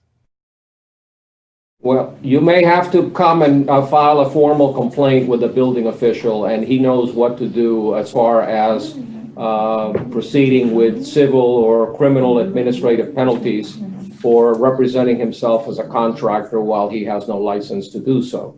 But I'm going to find in favor of the city. I'm going to deny the appeal and assess costs in the appropriate amount. Thank you. What would the assessed cost be? The cost, the code compliance department will tell you, is it $100? $100. Plus the ticket cost. Plus the ticket cost. Okay, and you can make arrangements at their office if you're not able to pay the entire amount. I'm sure that they will work with you on a payment schedule. Okay, thank you so much. Thank you. Next case. The next case is Fitzgerald Jean Baptiste, case number CTMIS 2020-00030, property address 660 Northwest 143 Street. Okay, will he be sworn? Special Magistrate, we do have someone here on behalf of the property. We're going to swear him in before giving Please. testimony. Let's do it. Please raise your right hand. Do you solemnly swear or affirm the testimony you're about to give in these proceedings shall be the truth, the whole truth, and nothing but the truth, so help you God? Please say, I do. Thank you. All right, speak loud and clearly. Please tell us your name and your relationship to the property owner. My name is Fitzgerald Jean Baptiste. I'm the owner of the property and 660 Northwest 146 Street, North Miami, Florida 33168. Okay, you've received a violation for failing to renew your certificate of use at your business. Yes. Are you contesting that violation? Yes, I already reviewed the permit already, Honor. Are you saying that you've already renewed your certificate of use? Yes. Yes? Yes. Have you shown it to the city? I got it from the city, but I told the officer and the inspector Clark, I told him that. All right, I'm going to let the city attorney present. Can I get the witness to please state your name and title with the City of North Miami? Wayne Clark, City of North Miami Code Compliance. And Officer Clark, on or about June 12th of 2020, did you issue civil violation ticket number 13266? Yes. Can you explain what the nature of the violation is for which you issued this ticket? Failure to renew the certificate of use for his business. And what's the name of the business? Friends Auto Repair. And how did you find out about the violation? We found out we have a list that we have to act on once the license are expired, and they have a certain amount of time to renew such documentation for the city to operate the business. And at the time when I checked, there was only a business tax receipt minus the certificate of use. And when was their certificate of use expired? When were they required to renew this? Every year, the same time, September 30th, everything expired. All the business tax receipts and business documentations for the city's requirements are expired on September 30th. It should actually be tomorrow and has to be renewed thereafter. And so on the day and time that you issued your ticket, there was no renewal on file? No. But since then, he has one on file. The exact date, it was in my case file. I don't know if you have that with you, but I did attach it to it showing that he is now current on both the business tax receipt as well as the certificate of use, which he was issued the civil ticket for. So he did comply, but it was after the fact, after the issuance of the civil violation ticket? Yes, as far as I know, I'll have to check the dates to be exactly correct, but I'm quite sure that it was after that. He maybe can show you documentation showing otherwise or proving such. Give me 1 second. Share screen. Is the renewal that I'm showing on my screen, is this Eden printout, is this the renewal that you're referring to? I could see it somewhat. Yes, as you can see at the top where it says active licenses, and it now has the zone certificate of use attached as current, good for this year to expire September 30th, 2021. And So he did apply. And Now, was it secured before or after you issued your ticket? that wasn't there when I first looked it up before I issued the ticket. But then I don't know if he went there after. You would have to ask him if he went after he received the citation, if he renewed it, because right there it just shows the expiration date of the certificate and not the initial date where he renewed it with cost. Okay. And did you look in the same system on the day and time that you issued your ticket? Yes. And did it show renewed at that time? No, or I wouldn't have issued him a civil ticket if it had showed current at that time. Only thing was there was the business tax receipt info. Thank you. No further questions of this witness, Your Honor. Yeah, but before I allow the property owner to cross-examine, just explain the process to me. I'm not quite familiar with the city's process for issuing a BTR or certificate of use. Are they both issued contemporaneously or are they issued separately? I believe they are separate, but they're two separate documents or operating licenses for the city, but their renewal dates and the expiration dates are the same. They expire on September 30th. Exactly. Okay, so he had a BTR. He did not have a certificate of use. Correct. At that time. And the certificate of use is required because this property is not zoned properly, or what is the difference between a certificate of use and a BTR? A certificate of use, I believe, is a reference to the allowed business type in that area, and it specifically states what the business operations is. The business tax receipt is for the day-to-day operations of the business itself.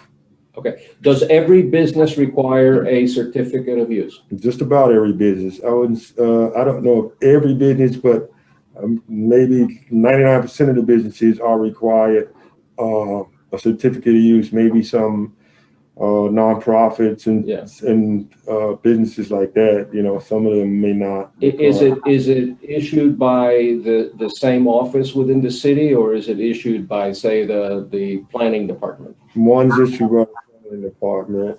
Which one? The certificate of use. Okay, and the BTR is issued by finance? The BTR is issued, the finance, yeah. Okay. Sir, the code officer has testified that on the day in question, you did not have a certificate of use. Do you agree or disagree? I agree, Honor.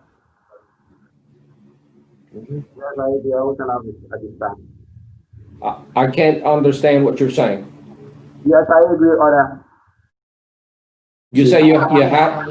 He said Yes, agree. I agree. You agree with me that on the day in question, you did not have a certificate of use. You had a BTR, but you did not have a certificate of use issued as of that day, correct? Yes, you're right. All right, so based on that, on the admitted testimony and everything I've heard, I deny the appeal. I rule in favor of the city. And I believe the fine here is only $100, correct? That's what it says here. Okay, then that's what it is. Okay, so $100 plus the city's costs. All right, next case. Thank you. Thank you, Your Honor. Have a good day. The next case is Galvez, case number SDCVT 2020-00033, property address 410 Northeast 132 Terrace. Aaron Barber is the officer. And we do have someone here at the city, special magistrate. Okay, can you swear her in, please? Yes, we will proceed to swear her in. Please raise your right hand. Please raise your right hand. Okay, we will enable the Spanish interpreter. All right, we have an interpreter. Go right ahead. I'm sorry, just one moment. Señora, ok, un momento, señora, yo soy su intérprete. Just a second. Por favor, levante la mano derecha. Do you solemnly swear and affirm? Translator.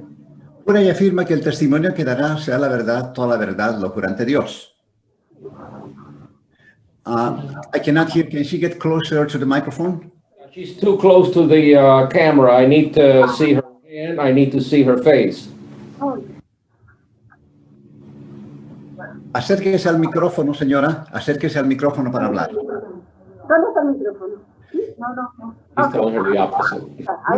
Jura y afirma que el testimonio que dará sea la verdad, toda la verdad, lo jura ante Dios. Sí, juro. Yes, I do. Puede bajar la mano. She's ready to be sworn. Mr. Interpreter, can you translate the oath? I did already, Your Honor. And Right, then she doesn't. Then she's sworn, so she doesn't need to raise her right hand. Yes, she did already, Your Honor. Okay, thank you. He can't give it the special magistrate. He's All right. not a Was I member. supposed to give it to Yes. her and then Yes, he translates it? yes, I understand. So I'm going to administer the oath in Spanish interpreter. You interpret what I say to her to give her the oath, okay? Sure. Una vez más, Please señora. raise your right hand. Una vez más, levante la mano derecha. Do you solemnly swear or affirm Jura y afirma the testimony you're about to give in these proceedings que el testimonio que dará en este procedimiento shall be the truth, the whole truth, and nothing but the truth, so help you God? será la verdad, toda la verdad, lo jura ante Dios. Please say I do. Yes, I do. All right, we got through that. Now, ma'am, please tell us your full name and address for the record. Señora, díganos su nombre completo. María Galvez, María Galvez. ¿Cuál es su dirección? 410 Northeast 132 Terra, North Miami 33161. Are you the owner? My address is 410 Northeast 132nd Terrace, North Miami, Florida 33161. Are you the owner of the property? ¿Es dueña de la propiedad usted? Yes. You are being charged with violations of the city code in reference to disposing of paint, sealant, and other items through a storm drain across the street from your property. Do you contest a violation? Señora, la violación por la que está usted es porque usted había sacado pintura, sellantes y otros materiales y los había puesto al frente de su propiedad. ¿Está usted de acuerdo a eso o discute? Se saca a ese lado, se pone la basura pesada los jueves. Well, on Thursdays, bulk trash is placed on that side. On top of the drain? I'm sorry, Your Honor, can you repeat? Yes, on top of the drain for the stormwater system. Y eso tiene que ser puesto sobre el drenaje para la lluvia. No, no. Okay, so all right, we'll get to you in a moment. We'll just let the city first present its case, and then I'm going to give you an opportunity to respond. Bueno, la ciudad va a presentar su caso, después le daré la oportunidad para que usted responda. Madam City Attorney, please proceed. I can get my witness to state your name and job title for the record. Erin Barber, City of North Miami Code Compliance Officer. La oficial se está presentando. Oh, yeah, okay. And Officer Barber, on or about February 6th of 2020, did you issue civil violation ticket number 13183 to Maria Macias Galvez? Yes, I did. Oficial, en febrero 2 del 2020, usted emitió el ticket 13183 a María Galvez. Sí, lo hice. And can you confirm that the ticket that is shown on my screen is the ticket that you issued? Yes, that is my ticket. Yes. ¿Este es el ticket que usted emitió? Sí, este es mi ticket. And what is the nature of the violation for which you issued this ticket? ¿Cuál fue la razón por la que usted le dio este ticket? The ticket was cited under the illegal disposal section, and it was referring to the paint.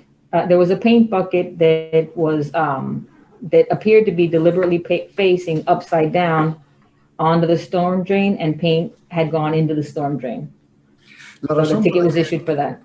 La razón por la que yo di este ticket es porque pintura, material para sellar, fue puesto en el otro lado de la calle y eran recipientes de 5 galones y aparentemente la pintura el recipiente fue puesto al revés y la pintura entró en el drenaje. Esa fue la razón. And Officer Barber, were you able to take any photographs of the violation? I did, yes. These are my photos. Oficial, ¿usted pudo tomar algunas fotos de la violación? Sí, estas son mis fotos. So this photo array dated February 6, 2020 was taken by you? Yes, yes, Entonces, those are my photos. Esta foto de febrero 6 del 2020 fue tomada por usted. Sí, son mis fotos. And what is being depicted in these photographs? In the photos, this is what I saw when I appeared in the area. The bucket with the paint that had been coming out of it appeared to be placed deliberately upside down. The lid of the bucket is up on top of it. And you can see the paint is down inside the storm drain through the grate and into the drain. Bueno, lo que yo pude ver es que yo vi estos recipientes de pintura y aparentemente el recipiente de pintura fue puesto deliberadamente cabeza abajo de manera de que el contenido entrara en el drenaje y se puede ver que la tapa está puesta encima. And is it considered a violation of section 9-19 of the city's code for paint to be disposed in this manner? Yes, it is.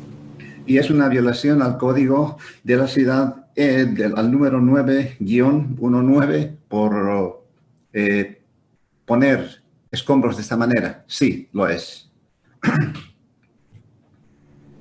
No further questions for this witness at this time, Your Honor.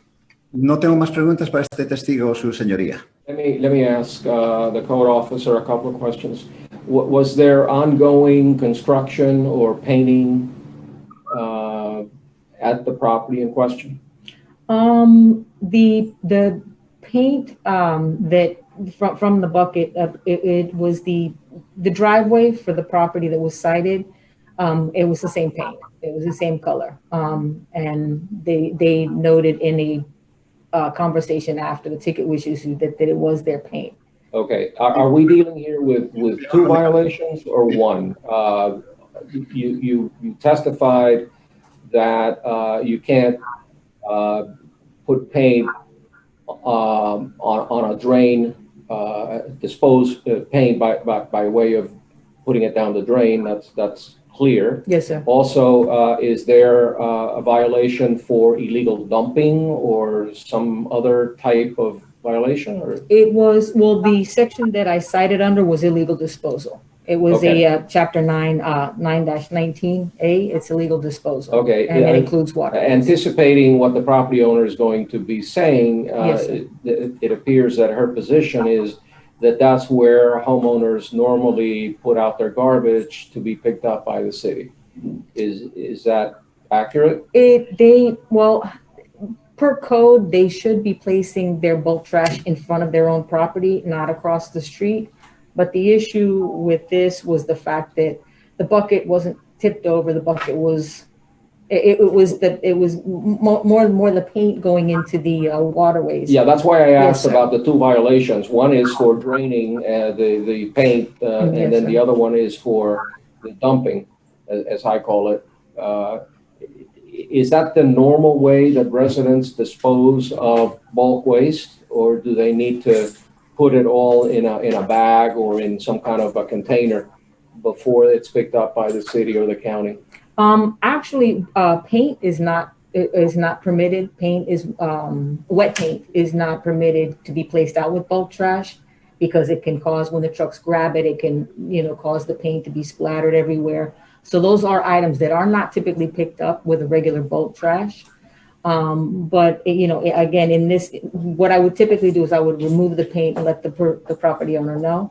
But in this case, the paint had already been disposed. Yeah, but inside. if you put aside the paint for a minute, Yes. and people just want to throw out stuff they don't need, would they typically just dump it all on the street or sidewalk or swale, or would they put it on a container for the company to remove it for bulk waste? For bulk trash, the items that are small enough to go in a bag should go in a bag. Otherwise, they are allowed to just set items out. So if it was yards. just a bucket, not a can of paint, Yes, could she have put a bucket out to be picked up as bulk waste? She could have, yes. It should have been in front of her own property. But yes, sir, Okay. she could have put that out. Yes, sir. Okay, Ms. Galvez, now you have an opportunity through the interpreter to tell us why I should not agree with the city's position. Bueno, señora Galvez, ahora tiene usted la oportunidad, a través del intérprete, de decirnos por qué razón yo no debería estar de acuerdo con lo que él dice el oficial de la ciudad. Adelante, al micrófono. Ya, yo no estoy de acuerdo porque el cubo estaba vacío. Yo pinté y me faltó pintura. El cubo estaba vacío, eran residuos nada más. El otro cubo estaba lleno y como no sé dónde se recicla, lo puse a un costado. Un momento, señora, un momento. Okay. Okay, I do not agree because the bucket was empty, so I just placed it outside. And the other one that had some in it, I didn't know where to dispose it, so I just placed it next to it. Continúe. En ese lado, toda la cuadra pone la basura pesada los días jueves. Yo puse ahí mi basura, la gente se llevó la basura, deduzco que alguien movió el cubo. Se llevaron los rolos, las brochas y voltearon el cubo porque no había pintura, residuo de agua, tal vez. Pintura Well, no. un momento, señor. That is the area where everybody places the bulk trash for Thursdays and on Thursday. And I believe the people who came to pick up the garbage, they took away the brushes and all the other stuff, and they knocked it over the bucket. So it looks like that. Why wasn't it placed on her side of the street, on her property? Why was it placed across the street? ¿Por qué no puso todo eso en su lado de la propiedad y no lo puso al otro lado? Desde que compré la casa, todo el mundo tira la basura de ese lado porque el carro pasa por el lado derecho. Una vez puse de mi lado y no se la llevaron. Un momento. Since I bought the house, I learned that everybody places their bulk trash on that side of the road. So that's what I always did. And in one occasion, I placed it on my side and they did not pick it up. Do you agree that paint should not be disposed through the drainage system? ¿Usted está de acuerdo que esto no debería haber sido vaciado dentro del drenaje? Claro, yo estoy de acuerdo que no, pero yo no lo decía ahí. Yo saqué toda la basura para ese lado. Oh, of course, I do agree, but I did not dispose it into the drainage. I placed the garbage in the other side. How did that paint get on top of the drain? ¿Cómo es que esa pintura entonces se ve que está sobre el drenaje? Residuos de pintura, el cubo estaba vacío. Well, there was no paint. The bucket was empty. What is the white stuff on top of the drain? Y esa cosa blanca que se nota, esa cosa blanca sobre el drenaje, ¿qué es? Residuos, pero el cubo, si casi no me alcanzó la pintura, residuos, a lo que se volvió residuos.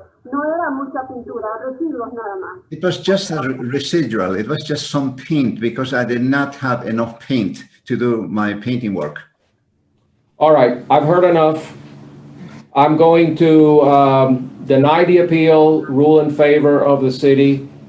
I find this to be really a gross violation of the code section. I would hope that residents understand that the storm drain system is not for disposing paint or any other sealant or anything else. That's how we get the bay to die, as we saw recently in the last couple of months. This is outrageous, and I think the fine is appropriate, and I award cost in favor of the city. Bueno, este es mi fallo.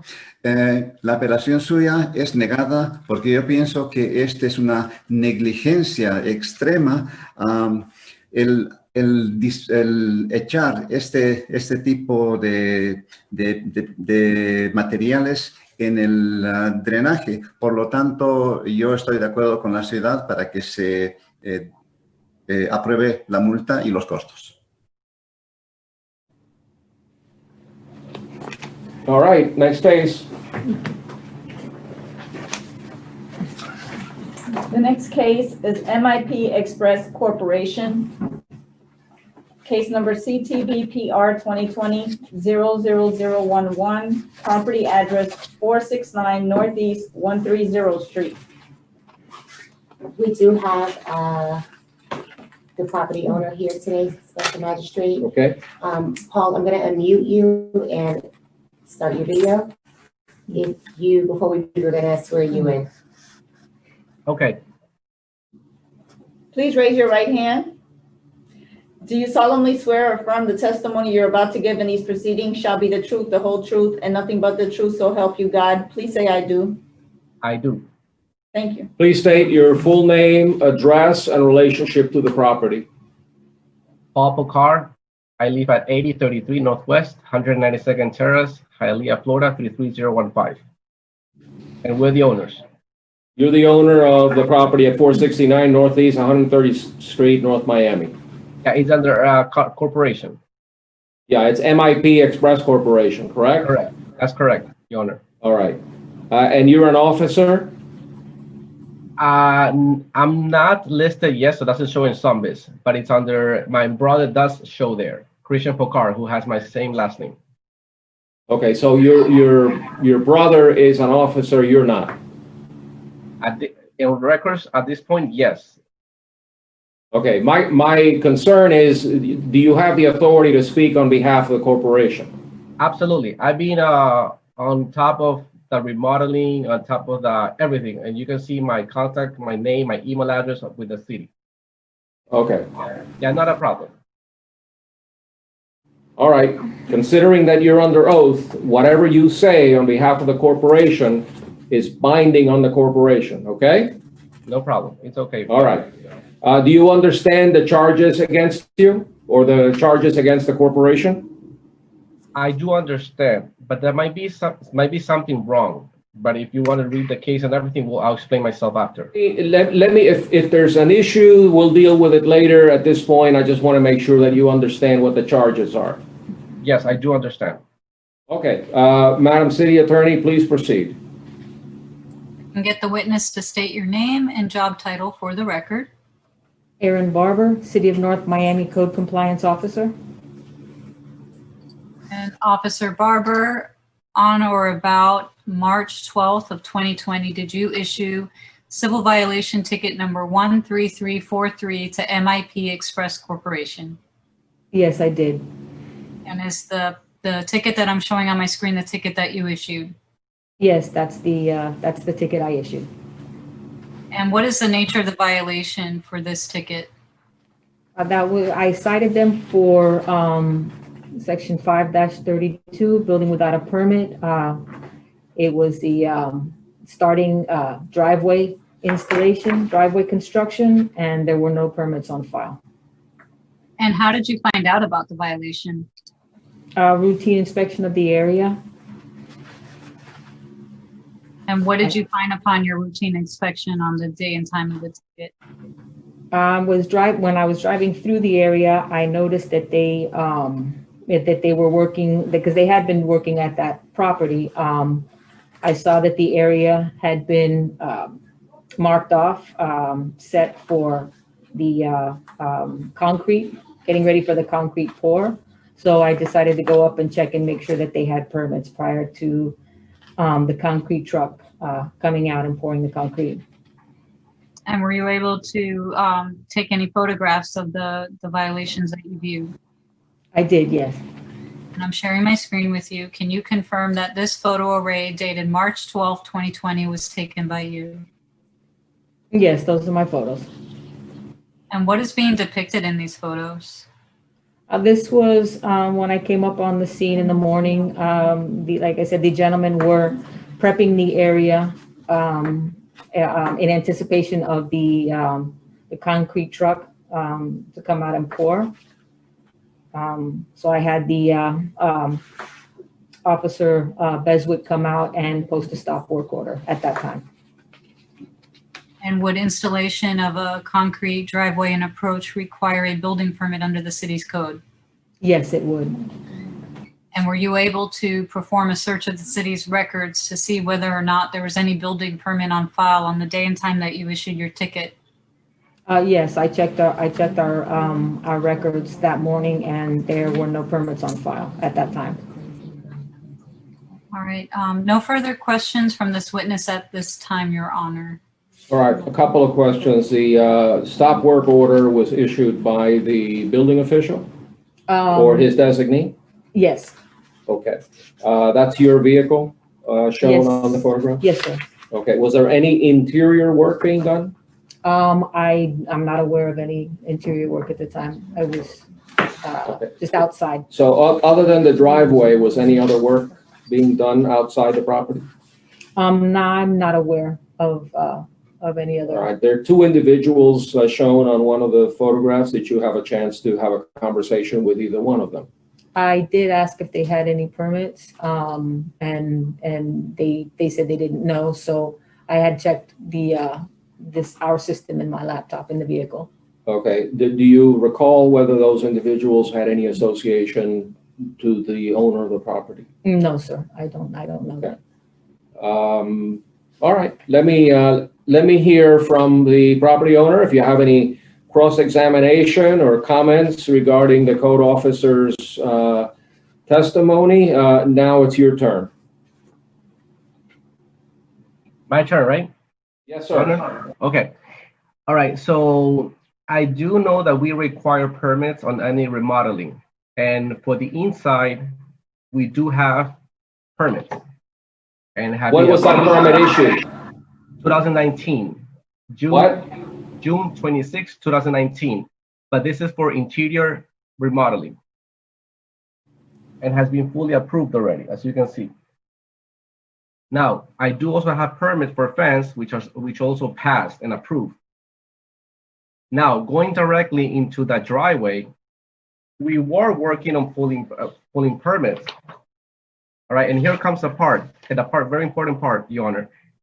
We were putting the concrete away. As you can see, there's divided the grass in one side, putting a new grass. We were not pouring. The picture shows there, it's a U-haul, not a concrete, or a truck to pour concrete. It's a U-haul.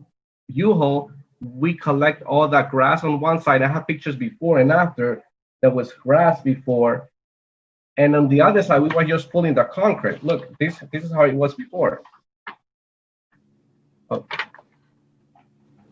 And well, it's exactly the same pictures. On this side, we were pouring, we just cleaned it, and the other side had grass, and I had pictures before. So we were not pouring any concrete at all. When she arrived there, I do remember seeing her. She was very kind, we had a small chat, and I explained that we do have permit for the inside, and it's on records since June 26, 19. And then we also have permit for the fence, it passed. For the concrete, we never pour concrete until it was approved. We started the process, and then we got the permit for, it took longer, I could be honest, it took longer because initially I thought it was gonna be like paver driveway, but in the city, they call it street grade, something like that. It took longer, but at the end, we passed it and has been closed, approved and closed. It passed permit, I have it here, April 23rd. What year? This year. A permit for what? They call it street and grade. Because we had another permit before we submitted that was called, they call it pavers. But they said because it was before this how do you call it? The walkway is called street and grade, but if it were to be after, it's called driveway. It took longer, but at the end we did. And after everything was approved, we poured the concrete. But in that pictures, as you can see, there's no truck with the concrete, sand, nothing. We were just collecting the grass and the concrete, the broken concrete that was there. But we weren't pouring anything. Let me understand the sequence. Sure. Before you did any work on the driveway, what was there? It was one side grass and the other side was broken concrete. I have pictures before, but I will need to look at it. Okay, so when you first decided to do the interior renovations, your intention as far as the driveway was concerned was to do what? What were you going to do? What was your plan? We weren't going to do anything. We were just leaving that at the end, but then we decided to fix it because it was broken. We were just going to leave it like that. But when the appearance was very bad, so we decided to do it at that moment. Like the fence, we decided to do it at the beginning while we were interior designing or doing the interior remodeling. But then we said, you know what, let's do the fence too.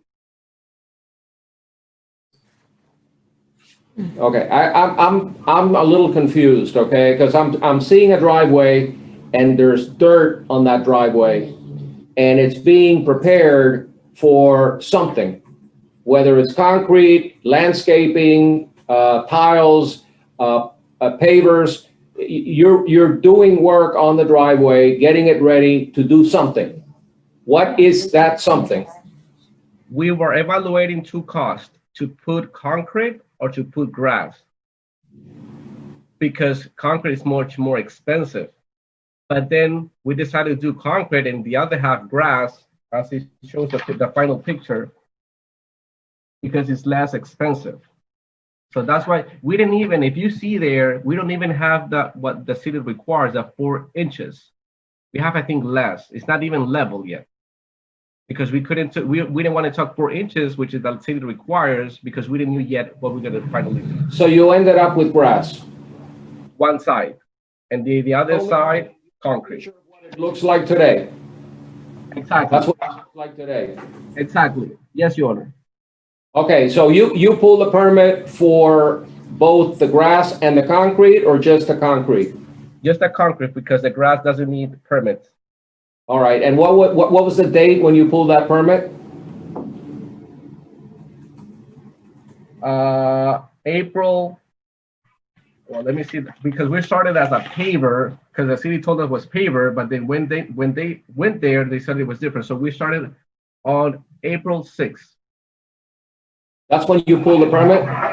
We applied for the permit, yes. Okay. All right, and that's approximately a month or so after the violation? Yes, that's correct. That's correct, Your Honor. Okay, let me get some clarification from the city attorney or the code officer. Okay. Does the fact that he was just grading the driveway, getting it ready and prepared for either a pour or tiles or pavers, is the grading in and of itself illegal construction? Well, Your Honor, the reading of the city's code is that it's illegal to start construction prior to securing the permit. And if you look at the pictures that were shown, it's clear that there was some excavation work here. There was removal. And if you look, there's clearly concrete forms placed there. Concrete forms are typically used for pouring of concrete, not for installation of grass, not for installation of pavers. So clearly there was the engagement of some construction here in preparation for some type of concrete installation. And this was, as in accordance with the date of the picture on March 12, 2020, the property owner did not come in by his own testimony and apply for any type of construction for this driveway until April 6, 2020. It's the city's position that concrete forms should not have been installed there. No excavation should have been taking place prior to permits being on file with the city. Where is the excavation? If you look at the picture that I'm showing in my screen, if you look, and I'm putting my cursor there, there is sidewalk exposed. I'm not sure how many inches that is, but it should have been flush with whatever was there prior. So that's telling the viewer of this picture that there was some removal of maybe 3 to 4 inches. I'm not, I'd have to defer to the Public Works Department as to how thick our sidewalks are. But it's not flush there. The property owner definitely removed material there and in anticipation of installing some type of new material in this area. And we can ascertain that it was most likely concrete that they were considering installing because there's concrete forms here. Those wooden forms on the perimeter of the driveway, is that consistent with a plan to pour concrete, or is that consistent with something else?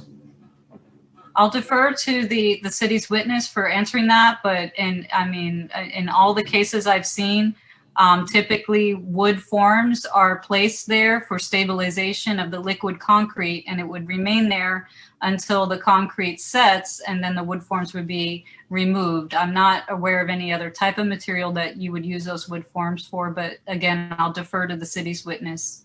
Okay, let me hear from the city's witness.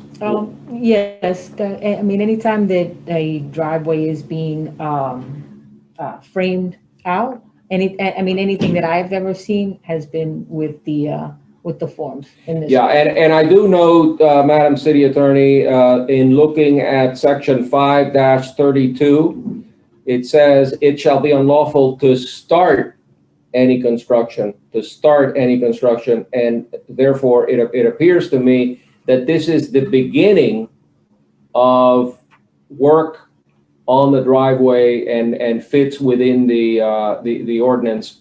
And therefore, having heard all the testimony and noticed the photographs, looking at the record, my ruling is to deny the appeal and affirm the city's position and agree that the fine is appropriate and costs shall be assessed against the property owner. So thank you very much. We're done with the cases. Is that the last one? That's it, sir. Okay. So without any further ado, is there something else that anybody wants to bring up?